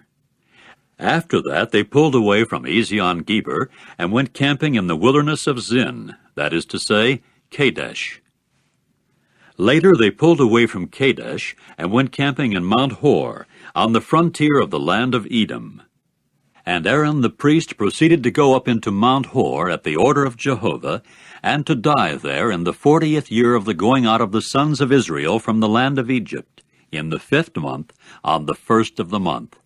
And Aaron was 123 years old at his death on Mount Hor. Now the Canaanite, the king of Arad, as he was dwelling in the Negeb in the land of Canaan, got to hear about the coming of the sons of Israel. In time they pulled away from Mount Hor, and went camping in Zalmonah. After that they pulled away from Zalmonah, and went camping in Punon. Next they pulled away from Punon, and went camping in Oboth. Then they pulled away from Oboth, and went camping in Iye-Abarim, on the border of Moab.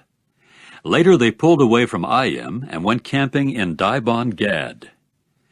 After that they pulled away from Dibon-Gad, and went camping in Almon-Diblathaim. Then they pulled away from Almon-Diblathaim, and went camping in the mountains of Abarim, before Nebo. Finally they pulled away from the mountains of Abarim, and took up camping on the desert plains of Moab, by the Jordan at Jericho. And they continued camping by the Jordan from Beth-Jeshemoth to Abel-Shittim on the desert plains of Moab. And Jehovah proceeded to speak to Moses on the desert plains of Moab by the Jordan at Jericho, saying, Speak to the sons of Israel, and you must say to them, You are crossing the Jordan into the land of Canaan, and you must drive away all the inhabitants of the land from before you, and destroy all their stone figures, and all their images of molten metal you should destroy, and all their sacred high places you should annihilate. And you must take possession of the land and dwell in it, because to you I shall certainly give the land to take possession of it. And you must apportion the land to yourselves, as a possession by lot according to your families. To the populous one you should increase his inheritance, and to the sparse one you should reduce his inheritance. To where the lot will come out for him, there it will become his. By the tribes of your fathers you should provide yourselves with landed property. If, though, you will not drive the inhabitants of the land away from before you, then those whom you leave of them will certainly become as pricks in your eyes, and as thorns in your sides, and they will indeed harass you on the land in which you will be dwelling. And it must occur that just as I had figured doing to them, I shall do to you. Chapter 34. And Jehovah spoke further to Moses, saying, Command the sons of Israel, and you must say to them, You are going into the land of Canaan. This is the land that will fall to you by inheritance, the land of Canaan according to its boundaries. And your south side must prove to be from the wilderness of Zin alongside Edom, and your south boundary must prove to be from the extremity of the salt sea on the east. And your boundary must change direction from the south of the ascent of Akrabim, and cross over to Zin, and its termination must prove to be on the south of Kadesh Barnea, and it must go out to Hazar Adar and pass over to Asmon. And the boundary must change direction at Asmon to the torrent valley of Egypt, and its termination must prove to be at the sea. As for a west boundary, it must prove to be for you the great sea and the shoreland. This will become your west boundary. Now this will become your north boundary. From the great sea you will mark out to Mount Hor as a boundary for yourselves. From Mount Hor you will mark out the boundary to the entering in of Hamath, and the termination of the boundary must prove to be at Zedad. And the boundary must go out to Ziphron, and its termination must prove to be Hazar Enan. This will become your north boundary. Then you must mark for yourselves as your boundary on the east from Hazar Enan to Shepham. And the boundary must go down from Shepham to Riblah on the east of Ain, and the border must go down and strike upon the eastern slope of the sea of Kinnereth. And the border must go down to the Jordan, and its termination must prove to be the salt sea. This will become your land according to its boundaries all around. So Moses commanded the sons of Israel, saying, This is the land that you will apportion to yourselves as a possession by lot, just as Jehovah has commanded to give to the 9½ tribes. For the tribe of the sons of the Reubenites by the house of their fathers, and the tribe of the sons of the Gadites by the house of their fathers have already taken, and the half-tribe of Manasseh have already taken their inheritance. The 2½ tribes have already taken their inheritance from the region of the Jordan by Jericho, eastward toward the sunrising. And Jehovah spoke further to Moses, saying, These are the names of the men who will divide the land to you people for a possession, Eleazar the priest and Joshua the son of Nun. And you will take one chieftain out of each tribe to divide the land for a possession. And these are the names of the men, of the tribe of Judah, Caleb, the son of Jephunneh, and of the tribe of the sons of Simeon, Shemuel, the son of Ammihud, of the tribe of Benjamin, Elidad, the son of Kislon, and of the tribe of the sons of Dan, a chieftain, Buckai, the son of Joglai, of the sons of Joseph, of the tribe of the sons of Manasseh, a chieftain, Haniel, the son of Ephod, and of the tribe of the sons of Ephraim, a chieftain, Kemuel, the son of Shiftan, and of the tribe of the sons of Zebulun, a chieftain, Elizaphan, the son of Parnak, and of the tribe of the sons of Issachar, a chieftain, Paltiel, the son of Azan, and of the tribe of the sons of Asher, a chieftain, Ahiad, the son of Shilomai, and of the tribe of the sons of Naphtali, a chieftain, Pedahel, the son of Ammihud. These are the ones whom Jehovah commanded to make the sons of Israel landholders in the land of Canaan. Chapter 35. And Jehovah went on to speak to Moses on the desert plains of Moab by the Jordan at Jericho, saying, Give the sons of Israel the command that they must give the Levites cities to inhabit out of the inheritance of their possession, and they should give the Levites the pasture ground of the cities all around them. And the cities must serve for them to inhabit, while their pasture grounds will serve for their domestic animals and their goods, and for all their wild beasts.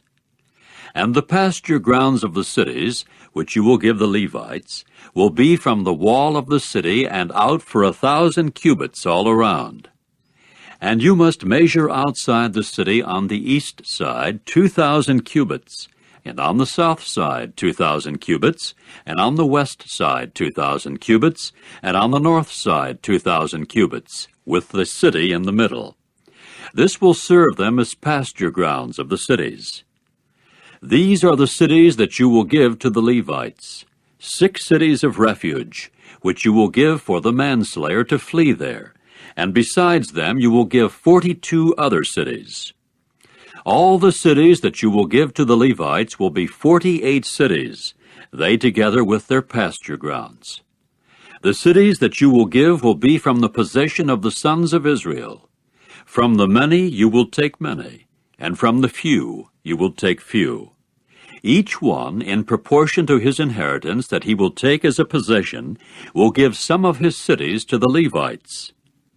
And Jehovah continued to speak to Moses, saying, Speak to the sons of Israel, and you must say to them, You are crossing the Jordan to the land of Canaan, and you must choose cities convenient for yourselves. As cities of refuge they will serve for you, and the manslayer must flee there who fatally strikes a soul unintentionally. And the cities must serve you as a refuge from the blood avenger, that the manslayer may not die until he stands before the assembly for judgment.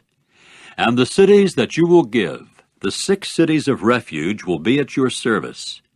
3 cities you will give on this side of the Jordan, and 3 cities you will give in the land of Canaan. As cities of refuge they will serve. For the sons of Israel, and for the alien resident, and for the settler in the midst of them, these 6 cities will serve as a refuge for anyone to flee there that fatally strikes a soul unintentionally. Now if it was with an instrument of iron that he has struck him so that he dies, he is a murderer. Without fail the murderer should be put to death. And if it was with a small stone by which he could die that he has struck him so that he dies, he is a murderer. Without fail the murderer should be put to death. And if it was with a small instrument of wood by which he could die that he has struck him so that he dies, he is a murderer. Without fail the murderer should be put to death. The avenger of blood is the one who will put the murderer to death. When he chances upon him, he himself will put him to death. And if in hatred he was pushing him, or he has thrown at him while lying in wait that he might die, or in enmity he has struck him with his hand that he might die, without fail the striker should be put to death. He is a murderer. The avenger of blood will put the murderer to death when he chances upon him. But if it was unexpectedly without enmity that he has pushed him, or has thrown any article toward him without lying in wait, or any stone by which he could die without seeing him, or he should cause it to fall upon him, so that he died, while he was not at enmity with him and was not seeking his injury, the assembly must then judge between the striker and the avenger of blood according to these judgments. And the assembly must deliver the manslayer out of the hand of the avenger of blood, and the assembly must return him to his city of refuge to which he had fled, and he must dwell in it until the death of the high priest who was anointed with the holy oil. But if the manslayer without fail goes out of the boundary of his city of refuge to which he may flee, and the avenger of blood does find him outside the boundary of his city of refuge, and the avenger of blood does slay the manslayer, he has no blood guilt. For he ought to dwell in his city of refuge until the high priest's death, and after the high priest's death the manslayer may return to the land of his possession. And these must serve as a statute of judgment for you throughout your generations in all your dwelling places. Every fatal striker of a soul should be slain as a murderer at the mouth of witnesses, and one witness may not testify against a soul for him to die. And you must take no ransom for the soul of a murderer who is deserving to die, for without fail he should be put to death. And you must not take a ransom for one who has fled to his city of refuge, to resume dwelling in the land before the death of the high priest. And you must not pollute the land in which you are, because it is blood that pollutes the land, and for the land there may be no atonement respecting the blood that has been spilled upon it, except by the blood of the one spilling it. And you must not defile the land in which you are dwelling, in the midst of which I am residing, for I, Jehovah, am residing in the midst of the sons of Israel. Chapter 36. And the heads of the fathers of the family of the sons of Gilead, the son of Machir, the son of Manasseh, of the families of the sons of Joseph, proceeded to come near and speak before Moses and the chieftains, the heads of the fathers of the sons of Israel, and say, Jehovah commanded my Lord to give the land an inheritance by lot to the sons of Israel, and my Lord was commanded by Jehovah to give the inheritance of Zelophehad our brother to his daughters.